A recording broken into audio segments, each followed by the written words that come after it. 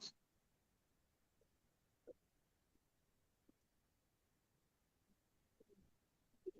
Recording போட்டோம்னா நீங்க பண்ணிக்கலாம். ரைட்.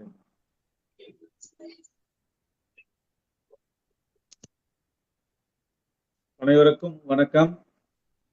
தமிழ்நாடு பௌத்தர்கள் சங்க பேரவை ஒருங்கிணைக்கும் இணைய வழி கருத்தரங்கில் மிக முக்கியமான ஒரு கட்டத்தில் நாம் இங்கே நின்று கொண்டிருக்கிறோம். ஏறக்குறைய சுமார் 48வது இணைய வழி கருத்தரங்கை நாம் இப்போது கலந்து கொண்டிருப்பது மிக்க மகிழ்ச்சி. இன்னும் 2 கருத்தரங்குகளில் நாம் அரை சதத்தை அடித்து விடுவோம் என்கின்ற ஒரு மகிழ்ச்சியான ஒரு செய்தி. பௌத்தம் தொடர்பாக இதுவரை எந்த அமைப்பும் இவ்வளவு நீண்ட ஒரு உரையாடலை தமிழ்நாட்டில் 50 வாரங்கள் தொடர்ந்து நடத்தியதே இல்லை. முதன்முறையாக அதை நாம் நடத்தி இருக்கின்றோம் என்பதே தமிழ்நாடு பௌத்தர்கள் சங்க பேரவை தொடர்ந்து செய்து வரும் சாதனைகளில் மிக முக்கியமானதாக நான் பார்க்கின்றேன். ஒவ்வொரு வாரமும் ஒவ்வொரு தலைப்பில் தமிழ்நாட்டின் பல்வேறு அறிஞர்கள், ஆய்வாளர்கள், கல்வெட்டுத்துறை ஆய்வாளர்கள், வரலாற்று ஆய்வாளர்கள், தமிழ் இலக்கிய ஆய்வாளர்கள் உள்ளிட்ட பல்வேறு தரப்பினர்கள் பல்வேறு தரப்பினர்கள் தங்களது ஆய்வு கருத்துக்களை முன்வைத்து வருகின்றனர். இவை அனைத்தையும் தொகுத்து தனி நூலாக வெளியிட வேண்டும் என்கின்ற பெருநோக்கோடுதான் நாம் இந்த கருத்தரங்கு தொடரணி நடத்தி வருகின்றோம். இந்த வாரம் கருத்தரங்கில், அதாவது 48வது வாரத்தின் கருத்தரங்கில் பேராசிரியர் டாக்டர் JR சிவராமகிருஷ்ணன் அவர்கள், வரலாற்றுத்துறை பேராசிரியர், குந்தவை நாச்சியார் கல்லூரியிலே, தஞ்சாவூரில் இருக்கக்கூடிய குந்தவை நாச்சியார் கல்லூரியிலே வரலாற்றுத்துறை பேராசிரியராக இருக்கின்றார். தமிழ் வரலாற்றுத்துறையில் மிக முக்கிய பங்களிப்பு செய்து வருகின்ற அறிஞர்களுள் அவரும் ஒருவராக இருப்பது நமக்கு மிக பெரும் மகிழ்ச்சி.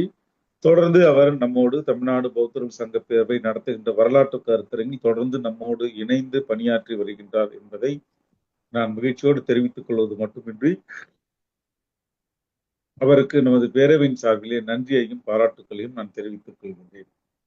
இந்த வாரம் அவர் பேசுகின்ற மிக முக்கியமான தலைப்பு மாமன்னர் அசோகர் கல்வெட்டுகளில் பௌத்த சமய கருத்தியல் பதிவுகள் என்கின்ற தலைப்பிலே அவர் பேச இருக்கின்றார். மாமன்னர் அசோகருக்கும் தமிழ்நாட்டிற்கும் நல்ல தொடர்பு அவரது காலத்திலே இருந்தது. இந்தியா முழுவதும் ஆப்கானில் தொடங்கி தெற்கிலே தக்காணம் தாண்டி ஆந்திரா வரை அவரது எல்லை என்பது விரிந்து பறந்த ஒரு அகண்ட இந்திய பேரரசை முதன்முறையாக இந்திய துணைக்கண்டத்தில் சாதித்த ஒரே ஒரு மன்னரும் கடைசி மன்னரும் அவர் மட்டும்தான். அவருக்கு பிறகு அந்த எல்லையை எந்த மன்னரும் தொடவில்லை, எந்த மன்னரும் அதை விரிவாக்கவில்லை என்கின்ற ஒரு பெரும் சாதனை அவருக்கு உண்டு.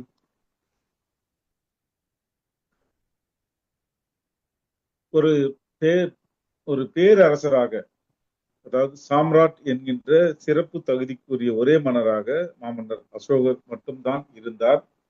இன்று வரை அவர்தான் இருந்து கொண்டிருக்கின்றார் என்பதுதான் அவருக்கு இருக்கக்கூடிய சிறப்பு. நந்த வழித்தோன்றலாக, நந்த வம்சத்தின் வழித்தோன்றலாக இருந்த மாமன்னர் அசோகர் கலிங்க போருக்கு பிறகு பௌத்தத்தை ஏற்றார். ஒரு பௌத்த பிக்கு அவருக்கு தம்மத்தை போதித்து போரின் கொடூரங்களை அவருக்கு விளக்கிய பிறகு, போரினால் ஏற்படுகின்ற வெற்றி என்பது ஒரு தற்காலிக வெற்றி, ஆனால் அன்பினால் ஏற்படுகின்ற ஒரு வெற்றி தான் நிரந்தரமான வெற்றியாக இருக்க முடியும் என்று உணர்ந்த காரணத்தினால் தனது ஆயுதங்களை கீழே போட்டுவிட்டு பௌத்த தம்மத்தை ஏற்று இந்தியா முழுவதும் பௌத்தத்தை பரப்பினார்கள். அப்படி இந்தியா முழுவதும் பௌத்தத்தை தனது அரச மதமாக அறிவித்தார். முதன்முறையாக உலகத்திலே ஒரு மதத்தை அரச மதமாக அறிவித்த பெருமையும் மகா சாம்ராட் அசோகருக்கு சார். அதற்கு முன்பு பிராமணிய மதங்கள் என்பது பிற மதங்கள் எல்லாம் கல்ட்டுகளாக பல்வேறு இடங்களில் குழுக்களாக இருந்த நிலையிலே தான் மாமன்னர் அசோகர் இந்தியா முழுவதற்குமான ஒரு பேரரசு மதமாக பௌத்தத்தை அறிவித்தார். பௌத்தத்தை ஒரு பௌத்தத்தை மட்டுமின்றி ஒரு பேரரசுக்கு ஒரு மதத்தை அறிவிக்க முடியும் என்கின்ற முன்னுதாரணத்தை முதன்முறையாக அவர்தான் உருவாக்கியிருக்கிறார். ஐரோப்பிய நாடுகளில் பல்வேறு தரப்பட்ட மதங்கள் இருந்தன இந்த காலகட்டத்திலே கூட. கிரேக்கத்திலேயும் ரோமன் குடியரசிலேயும் ரோமன் அரசிலேயும் இருந்த மதத்தின் தலைவராக அந்த அரசரே இருந்தார் என்பதுதான் அவர்களுடைய ஒரு நம்பிக்கையாக இருந்தது. துருக்கியை சேர்ந்த கான்ஸ்டன்டின் என்பவர் கிறிஸ்துவ மதத்தை அரச மதமாக அறிவித்த பிறகுதான் அது ஒரு மதமாக பரிணமித்து உலகம் முழுவதும் பரவ தொடங்கியது. கான்ஸ்டன்டின் என்பவர் அறிவித்த கிறிஸ்துவ மதம் என்பது அறிவித்த அந்த மண் என்பது இப்பொழுது இஸ்லாமியர்களின் நாடாக துருக்கியாக மாறியிருக்கின்றது. ஆக எல்லா அறிவிக்கப்பட்ட மதம் பிற நாடுகளில் இருந்தாலும் அந்த நாட்டிலே வாழாததை போல இந்தியாவில் பேரரசர் அசோகர் அறிவித்த பௌத்த தம்மம் என்பது ஒரு பரந்துபட்ட அளவிலே இந்தியா முழுவதும் பரவி அனைவரும் ஏற்றுக்கொள்ளக்கூடிய மதமாக ஒரு நாளடைவில் ஏறக்குறைய 13ஆம் நூற்றாண்டு வரையில் அதனுடைய எச்சங்கள் இருக்கின்ற குறிப்புகளை நாம் பார்க்கின்றோம். ஆனால் தமிழ்நாட்டுக்கும் அவருக்கும் என்ன விதமான தொடர்பு இருந்தது என்பதை பற்றின குறிப்புகள் எல்லாம் நம்மிடையே மிக அரிதாக இருக்கின்றது. கல்வெட்டுகளில் தேவனாம் பிரிய என்று தன்னை அடைமொழியோடு அழைத்து கொண்டு தனது கல்வெட்டுகளில் பௌத்த தம்மத்தை தனது ஆணைகளாக இந்தியா முழுவதும் பரப்பி இருந்தார்.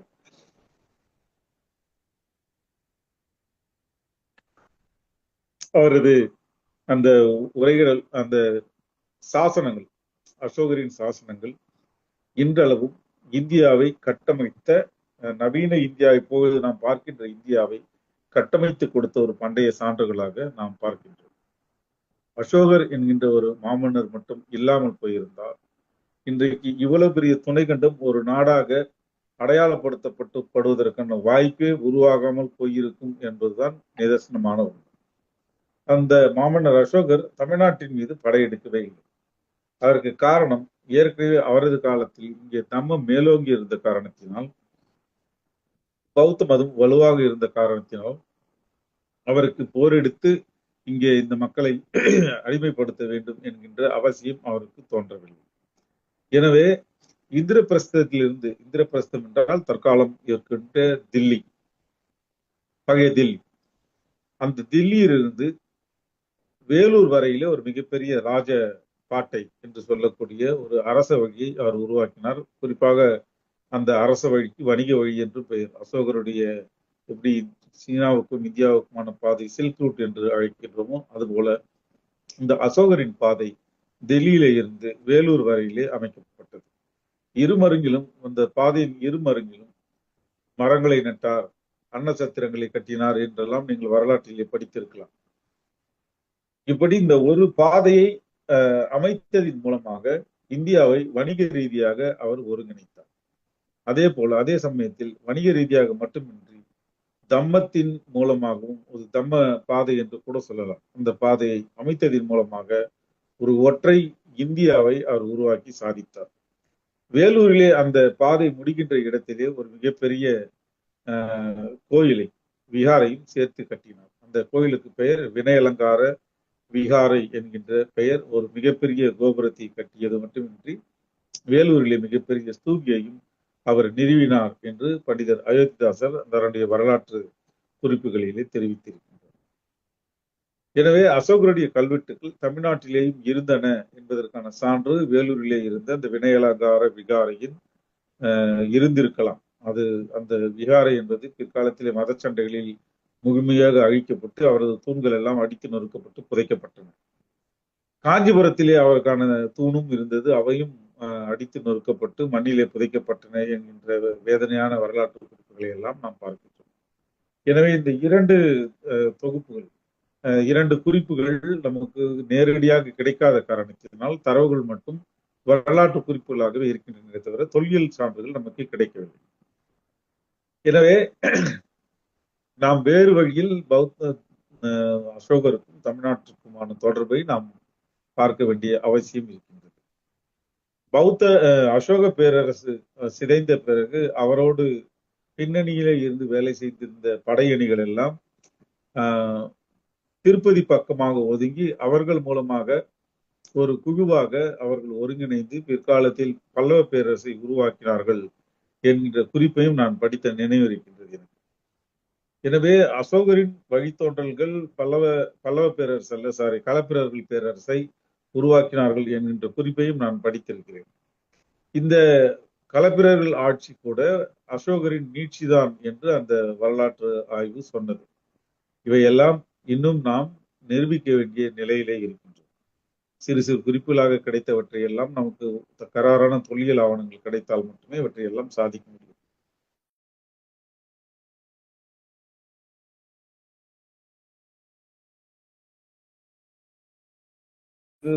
சொந்தமானவர்கள் அல்ல என்பதை நீங்க புரிந்து கொள்ள வேண்டும். இரண்டாவது, அவர்கள் இந்தியாவில் முதல் பேரரசை நிறுவியவர்கள் பௌத்தர்கள். ஆப்கானிஸ்தானிலிருந்து, அதாவது இன்றைய ஈராக்கின் எல்லையில் இருந்து தெற்கே திருப்பதி வரையிலே ஒரு மிக பெரும் பேரரசை அவர்கள் கட்டி அமைத்தவர்கள் முதன்முறையாக பௌத்தர்கள் மட்டும்தான். உண்மையிலேயே பௌத்தர்கள் தான் இந்தியாவின் ஆண்ட பரம்பரைகள். அந்த வரலாற்றை நீங்கள் தெரிந்து கொள்ள வேண்டும். இரண்டாவது காரணம், அரச ஆதரவு இல்லாமல் ஒரு மதம் வளரவே முடியாது என்பதையும் அது பரவ முடியாது என்பதையும் அசோகரின் எழுச்சியிலேயும் மௌரிய சாம்ராஜ்யத்தின் வீழ்ச்சியிலேயும் நாம் புரிந்து கொள்ள வேண்டும். அரசு ஆதரவு என்பது மிக முக்கியமானது என்பதற்கு இது மிகப்பெரிய சான்று. மௌரிய சாம்ராஜ்யம் அழிந்த பிறகு இந்தியா முழுவதும் 90,000 இடங்களில் அசோக ஸ்தூபிகளையும் தூண்களையும் அசோகர் எழுப்பியிருந்தார்.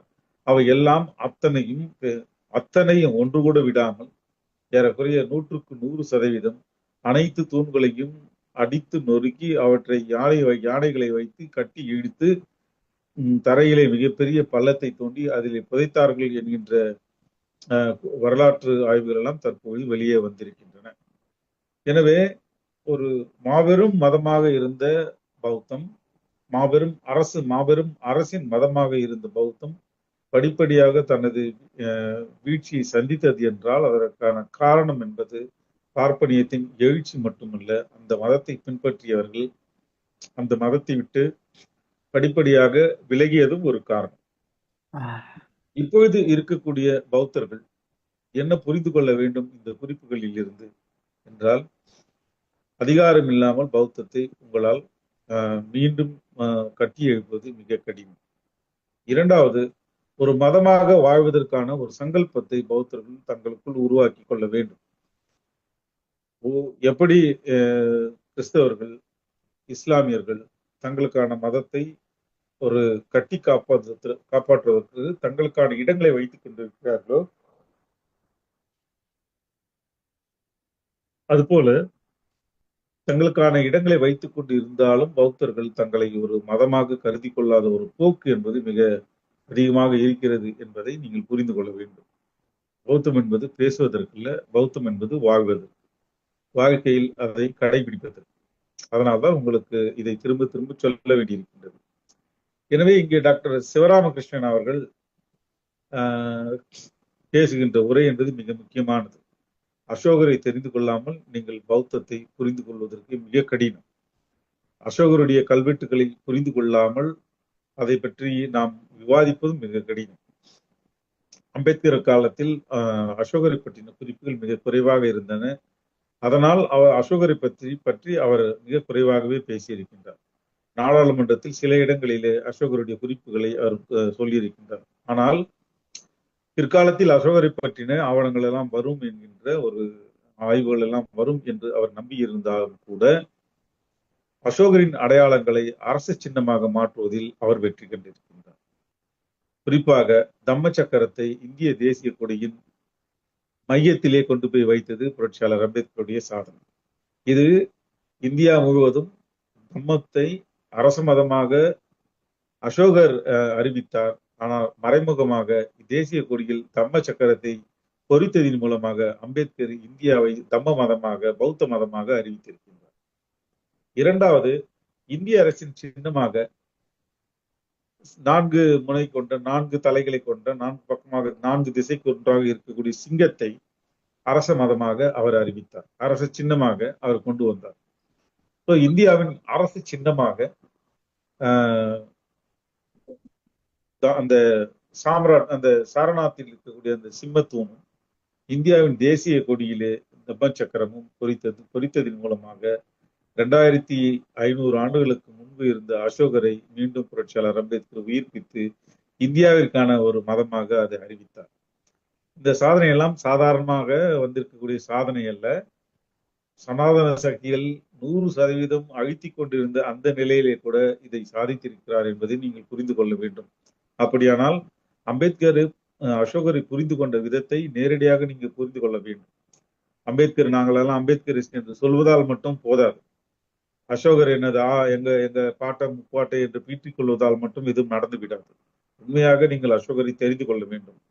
அசோகருக்கு என்று இன்னொரு விஷயம் சிறப்பு இருக்கிறது என்றால், இந்தியாவில் வழங்கப்படுகின்ற பத்மபூஷன், பத்ம பாரத் ரத்னா எந்த விருதுகளையும் ஒரு இலையிலே வைத்துத்தான் கொடுப்பார்கள். அந்த சின்னம், அந்த இலை எதுவென்றால் தாமரை இலை கூட அல்ல. அந்த இலை என்பது அரச இலையிலே பத்மபூஷண விருதுகளை அச்சிட்டு பொறித்து கொடுப்பார்கள். எனவே இந்தியாவின் மிக உயர்ந்த விருதுகள் அத்தனையிலேயும் அசோக புத்த தம்மத்தின் மிக முக்கியமான சின்னமான அரச மரத்தின் இலை என்பது இருக்கும் என்பதை நீங்கள் பார்க்க வேண்டும். நான்காவதாக, இந்தியாவின் தேசிய மலர் என்பது தாமரை. தாமரை என்பது பௌத்த மலர் என்பது உங்களுக்கு தெரியும். இந்தியாவின் புத்த மலரான தாமரையை தேசிய மலராக அறிவித்ததும் புரட்சியாளர் அம்பேத்கரின் சாதனைகளில் ஒன்று. இப்படி இந்தியாவின் அனைத்து அரசு சின்னங்களையும் பௌத்த தம்மத்தோடு இணைப்பதன் மூலமாக புரட்சியாளர் அம்பேத்கர் மீண்டும் அசோகரை உயிர்ப்பித்தார். அசோகரை கொண்டு வந்து சேர்த்திருக்கின்றார். தம்மத்தை மீண்டும் கொண்டு வந்திருக்கின்றார். பிற்காலத்தில் இந்தியா தம்மமயமாகின்ற பொழுது சின்னங்களை மாற்றுவதற்கான வாய்ப்புகளே நமக்கு தேவையில்லை, முயற்சியும் எடுக்க தேவையில்லை. எல்லாம் ஏற்கனவே இருக்கிறது என்கின்ற சிறப்பு தான் இதில் அமைந்திருக்கின்றது. எனவே இதையெல்லாம் சீர்தூக்கி பார்ப்பதற்கு அசோகருடைய கல்வெட்டு சாசனங்கள் மிக மிக முக்கியமானவை என்பதை நான் உங்களுக்கு சொல்லிக்கொள்ள விரும்புகின்றேன். டாக்டர் சிவராமகிருஷ்ணன் அவர்கள் உங்களிடத்திலே உரையாற்றுவார். இந்த நிகழ்விற்கு வாழ்த்துரை வழங்குவதற்கு டாக்டர் சுப்பராயன் அவர்கள் வந்திருக்கின்றார். பௌத்த சிந்தனையாளரான டாக்டர் சுப்பராயன் அவர்கள் வாழ்த்துரை வழங்குகின்றார். முன்னிலை வழங்கக்கூடிய ஞான உதயன் அவர்கள் சங்கரத்தினராக இருக்கக்கூடிய அரக்கோணத்தை சேர்ந்த ஞான உதயன் அவர்கள் முன்னிலை வகித்து நன்றி உரையும் ஆற்றுவார் என்று நான் தெரிவித்துக் கொள்கின்றேன். எனவே அசோகரின் தேவனாம்பிரிய என்று சொல்லப்படுகின்ற சாம்ராட் அசோகரின் கல்வெட்டுக்களை பற்றின குறிப்புகளை டாக்டர் சிவராமகிருஷ்ணன் வழங்கிய பிறகு அவரோடு நீங்கள் கேள்வி கேளுங்கள். கேள்விகள் தான் உங்களை உயர்த்தும். கேள்விகள் இல்லாவிட்டால் வாழ்க்கையில் ஒரு அடி கூட எடுத்து வைக்க முடியாது என்பதை புரிந்து கொள்ளுங்கள். கேள்விகளை கேளுங்கள், விடைகளை தெரிந்து கொள்ளுங்கள். அதில் மேலும் கேள்விகளை கேட்பதற்கு உங்களுக்கு வாய்ப்பு இருந்தால் அதையும் கேளுங்கள், அவர் விளக்குவார். டாக்டர் சிவராமன் அவர்களுக்கு எனது நன்றி, நல்வாழ்த்துக்கள், வணக்கம். நீங்க பேசுறீங்க.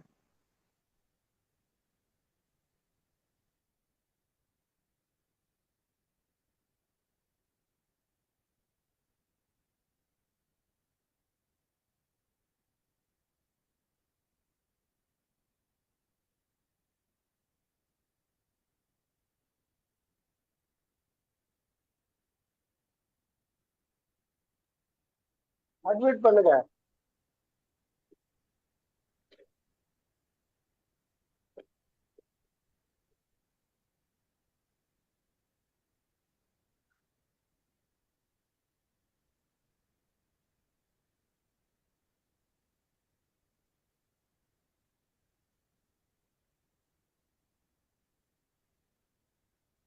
ப்ரொஃபசர் ஸ்டார்ட் பண்ணுங்க. ஸ்டார்ட் பண்ணிடலாம் சார். ஸ்டார்ட் பண்ணுங்க. தமிழ்நாடு பௌத்தர்கள் சங்க பேரவை நடத்தும் மாபெரும் இணையவழி பௌத்த கருத்தரங்கு தொடர் நிகழ்வின் தமிழ்நாட்டில் பௌத்தம் என்ற தலைப்பின் கீழ் 48வது கருத்தரங்கில் என்னை பேச அனுமதி வழங்கிய முனைவர் கௌதம் சன்னா, தலைமை ஒருங்கிணைப்பாளர், தமிழ்நாடு பௌத்த சங்க பேரவை, அன்னார் அவர்களுக்கும், வாழ்த்துரை வழங்க உள்ள சுப்பராயன் ஐயா அவர்களுக்கும், உபாசகர் ஞான உதயன் அவர்களுக்கும், இணைய வழி கருத்தரங்கில் ஒருங்கிணைப்பு குழுவினர் அத்துணை பேருக்கும், இந்த இணைய வழியில் இணைந்துள்ள அத்தனை பௌத்த சொந்தங்களுக்கும் எனது வணக்கத்தினை தெரிவித்துக் கொள்கிறேன்.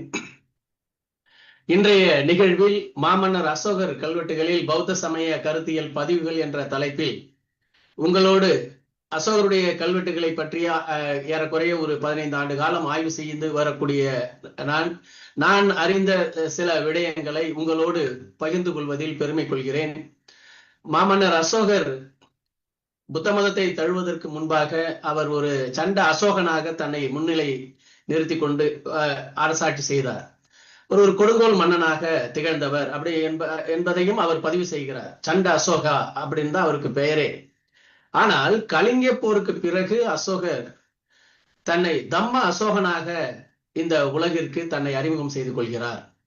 ஒரு கொடுங்கோல் மன்னனாக திகழ்ந்த சண்ட அசோகனாக திகழ்ந்த ஒரு மன்னன் ஒரு பௌத்த சமய கருத்துக்களின் விளைவாக, அதனுடைய தாக்கத்தின் விளைவாக தன்னை முழுமையாக தம்ம அசோகனாகவே தன்னை மாற்றிக்கொள்கிறான். இது முதல்ல பார்த்தோன்னா உலக அரங்குல ஒரு சமயத்தை ஏற்றுக்கொண்டு தன்னை தம்மத்தின் பாதையில் வழிநடத்தி கொண்ட ஒரு பேரரசன் என்றால் அது உலக பந்தில் அசோகனுக்கு மட்டுமே அந்த பெருமை உண்டு.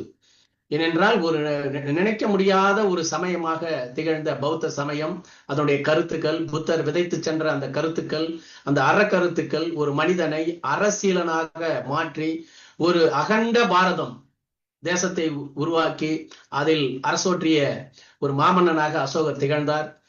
எப்பொழுதுமே ஒரு சமயமானது எப்பொழுது அரசினுடைய அங்கீகாரத்தை பெறுகிறதோ, எப்பொழுது அது வணிகர்களுடைய அங்கீகாரத்தை பெறுகிறதோ, அந்த சமயம்தான் உலகம் முழுவதும் பரவுவதற்கு காரணமாக அமையும்.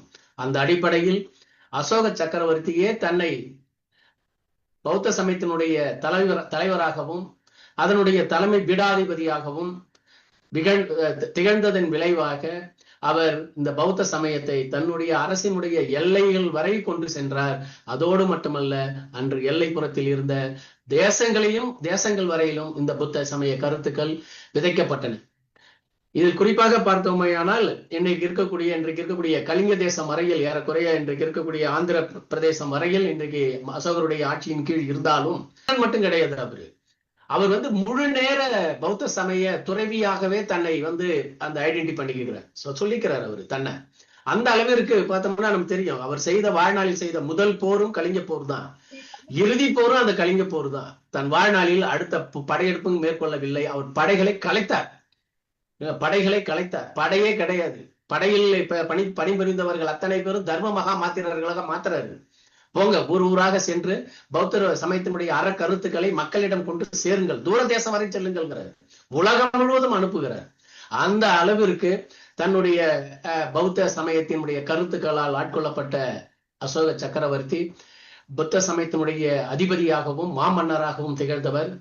அப்படிப்பட்ட ஒரு மாமன்னர் தன் வாழ்நாளில் தன்னுடைய தேசத்தில் படைகளே இல்லை அப்படிங்கிற ஒரு நிலைப்பாட்டை ஏற்படுத்தி இருந்தார் என்றால் பௌத்த சமயத்தால் மட்டுமே அது சாத்தியமாகும் என்பதனை அசோக சக்கரவர்த்தி நிரூபித்துள்ளார்.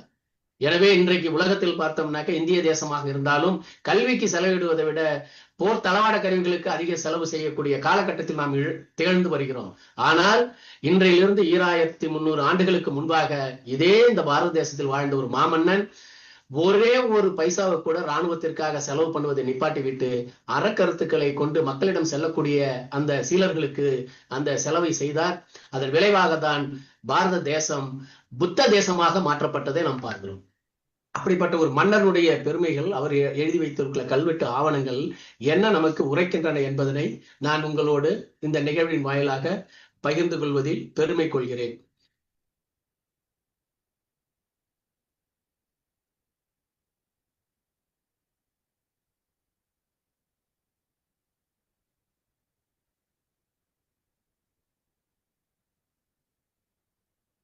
ஸ்கிரீன் தெரியுதானே? பத்மன தெரியுது.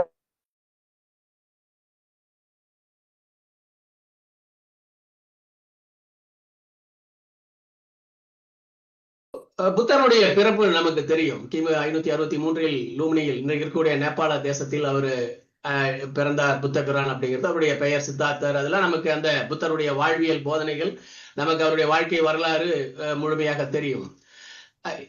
அந்த அடிப்படையில இதுக்கு அடுத்து பார்த்தோம்னா அசோகருடைய காலகட்டத்தில் வெளியிடப்பட்ட இந்த கல்வெட்டுகளை ஆவணப்படுத்திய பெருமை அப்படின்னா அது ஆங்கிலேய அதிகாரிகளை சாரும்.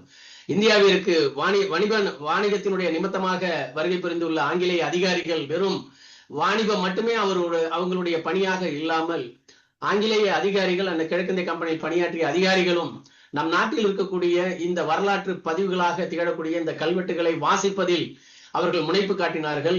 அவர்கள் கற்றது ஆங்கிலமாக இருந்தாலும் ஐரோப்பிய மொழிகளில் அவர்கள் நிபுணத்துவம் பெற்றிருந்தாலும் இந்தியாவில் ஏதோ ஒரு பாஷையில் மிக அழகாக இது போன்ற தூண்களிலும் பெரும் பாறைகளிலும் கல்வெட்டுகள் இருக்கின்றனவே என்பதனை அவர்கள் எல்லாம் பார்த்து கொண்டு வருகிறார்கள். இவைகள் எவ்வாறு படிப்பது, எவ்வாறு இது ஆவணப்படுத்துவது, இதில் ஒளிந்திருக்கக்கூடிய வரலாற்று தகவல்கள் என்ன என்பதனெல்லாம் அலசி ஆராய்ந்து பல அறிஞர்கள் தோல்வியை தழுவியிருந்தாலும், ஆனால் ஜேம்ஸ் பிரின்சப் அசோகருடைய கல்வெட்டுகளை முதலில் வாசித்த பெருமைக்குரியவர் அவர்கள். இந்தியாவில் அதற்காக தான் பார்த்தோம்னாக்க ஆசியவியல் கழகம் தோற்றுவிக்கப்பட்டது. அந்த ஆசியவியல் கழகத்தினுடைய பிரதான பணியானது இந்தியாவில் இருக்கக்கூடிய வரலாற்று சின்னங்களை ஆவணப்படுத்துதல், இந்தியாவில் இருக்கக்கூடிய கல்வெட்டுகளை வாசித்து அதை மக்களுக்கு, சாமானிய மக்களுக்கும் வரலாற்று நூல்களாக மாற்றி அதை மக்களுக்கிடம் கொண்டு சேர்க்கக்கூடிய பணியையும் இந்த ஆசியவியல் கழகம் செய்தது. இன்றைக்கு எப்படி நாம் இணைய வழியில் பேசிக் கொண்டிருக்கிறோமோ அதுபோல கல்கத்தா மாநகரில் இந்த ஆசியவியல் கழகம் வாரந்தோறும் இந்தியாவில் இருக்கக்கூடிய ஆவணங்கள் குறித்த கருத்தரங்குகளை மிகப்பெரிய அளவில் நடத்தி இந்த விவாதங்கள் வழியாக இந்தியாவுடைய வரலாறு உலக அரங்கிற்கு கொண்டு சேர்க்கக்கூடிய பணியினையும் அன்றைக்கு செய்தது. அந்த அடிப்படையில் ஜேம்ஸ் பிரின்சப் அவர்கள் தான் அசோகருடைய கல்வெட்டுகளை முழுமையாக வாசித்து நமக்கு இன்னைக்கு நம்ம அசோகரை பத்தி புரிந்து கொண்டோம் அப்படின்னா அது பிரின்சப் அவர்களுடைய அந்த முழுமையாக வாசித்து அவர் அதை பதிவு செய்து அதை மக்களுக்கு அதை அன்றைக்கு ஆய்வாளர்கள் முன்னில கொண்டு வெளியிட்டவர் ஜேம்ஸ் பிரின்சப் அவர்கள். அவ்வாறு அசோகர் காலத்தில் வெளியிடப்பட்ட தூண் கல்வெட்டுகள், பெரும்பாறை கல்வெட்டுகள், சிறிய கற்றூன் ஆணைகள், இவைகள் எல்லாத்தையும் மொத்தம் 33 கல்வெட்டுகளை முழுமையாக தொகுத்து அவர் ஆங்கில மொழியிலேயே அதை வெளியிடுகிறார். அப்போ ஆங்கில மொழியில் அதை வெளியிட்டாலும் அந்த ஆங்கில மொழியில் இருந்ததை அப்புறம் பிறகு வந்தவர்கள் எல்லாம் அதை செம்மைப்படுத்தி பிறகு இந்தியாவினுடைய சிறந்த ஒரு தாப்பர் போன்றவர்கள் எல்லாம் அதை செம்மைப்படுத்தி அதனை முழுமையாக அதை செம்மைப்படுத்தி அதை நூலாக அவர்கள் வெளியிடுகிறார்கள். வின்சென்ட் ஸ்மித் அவர்கள் இந்திய வரலாறு எழுதுவதற்கு காரணமாக இருந்தது ஜேம்ஸ் பிரின்சப் அசோகருடைய கல்வெட்டுகள். அவர் வின்சென்ட் ஸ்மித் அவர்கள் பார்த்தோன்னா அசோகர் வரலாறு என்றே ஒரு வரலாறு எழுதுவதற்கு காரணமாக இருந்ததும் ஜேம்ஸ் பிரின்சப் அவர்களுடைய வாசித்து அவர் ஆவணப்படுத்தி அதை வெளியிட்டது விளைவாக என்ற நூலை வின்சென்ட் ஸ்மித் அவர்கள் எழுதுவதற்கு காரணமாக இருந்தது. அதுக்கு பிறகு டி.ஆர். பண்டாரக்கர், அதுக்கு அடுத்தது ஆர்.கே. முகர்ஜி போன்றவர்கள் எல்லாம் நம் இந்திய வரலாற்று அறிஞர்கள் எல்லாம் பின்னாடி ஆங்கிலேயர்கள் விட்டு சென்ற அந்த பணியை அயராது அவர்கள் பணியாற்றி இன்றைக்கு அசோகர் என்றால் இன்றைக்கு சாதாரண மக்களுக்கும் தெரிந்து கொள்ளக்கூடிய வகையில் கொண்டு சேர்த்த பெருமை இந்த ஆங்கிலேய அதிகாரிகளை சாரும், இந்த போன்ற வரலாற்று அறிஞர்களை சாரும். இன்றைக்கு அதுக்கு பிறகு இந்த ஆங்கிலத்தில் இருந்ததை பிறகு தமிழில் மொழிபெயர்த்து அசோகருடைய கல்வெட்டுகள் அத்தனையும் அவர் ஜேம்ஸ் பிரின்சப் அவர்கள் ஆங்கிலத்தில் மொழிபெயர்த்த அத்தனை கல்வெட்டுகளையும் பிறகு ரோமிலா தாப்பர் அவர்கள் அதை செம்மைப்படுத்தி வெளியிட்ட பிறகு அதை எம்.எஸ். கோவிந்தசாமி என்ற வரலாற்று அறிஞர் அண்ணாமலை பல்கலைக்கழகத்திலே வரலாற்று துறையின் பேராசிரியராக திகழ்ந்த எம்.எஸ். கோவிந்தசாமி அவர்கள் அதை அசோகர் என்று தமிழ் நூலாக அதை வெளியிடுகிறார்.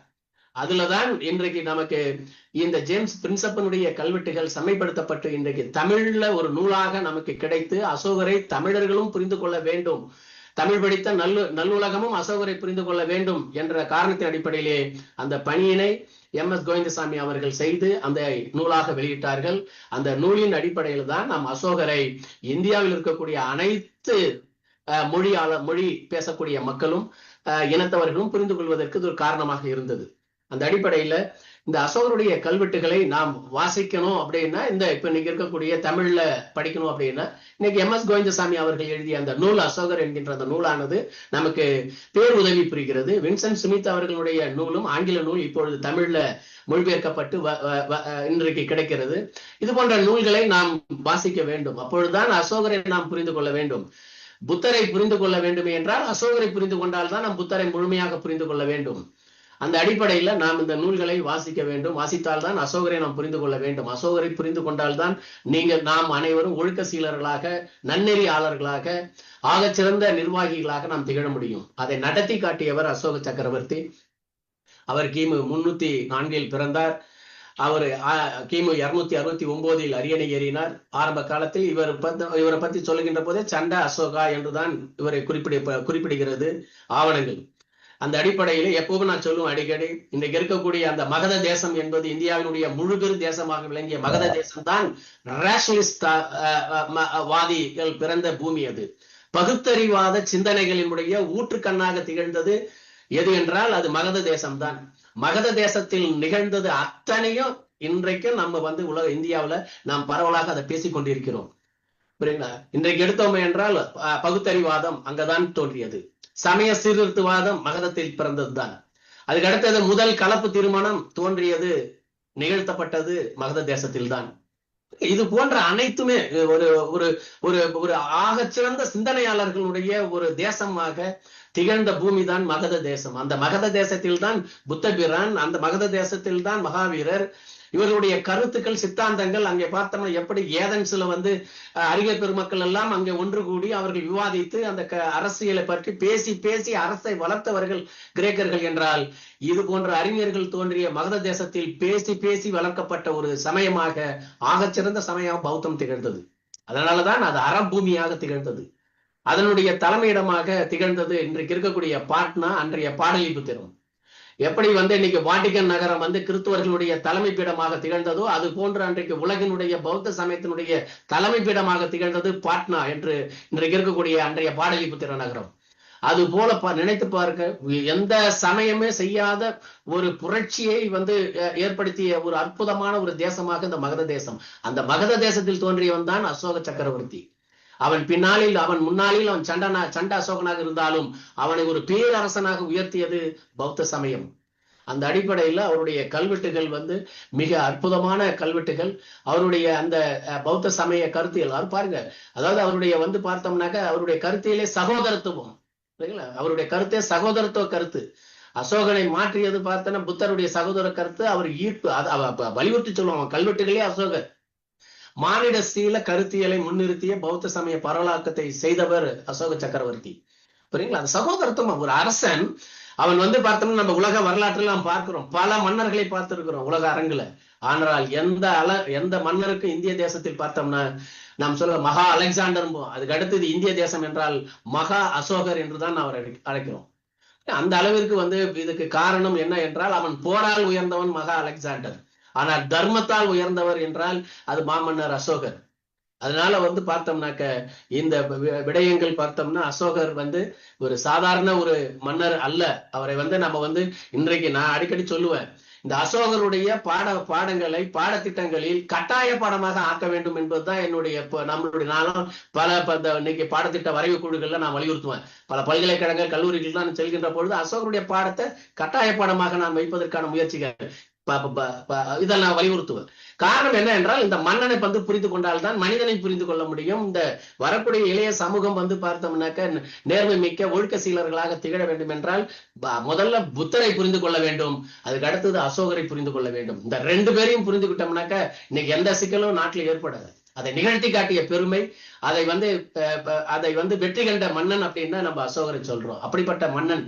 அதெல்லாம் சொல்லுது, இந்த 4 திசைகளிலும் பௌத்த சமயத்தினுடைய பரவலாக்கத்தை என்னாலும் கண்காணித்து வரும் மாமன்னர் அசோகரினுடைய பிம்பமாக இந்த அரிமா சிலை வடிக்கப்பட்டிருக்க வேண்டும் அப்படின்னு தான் நான் உணர்வேன்.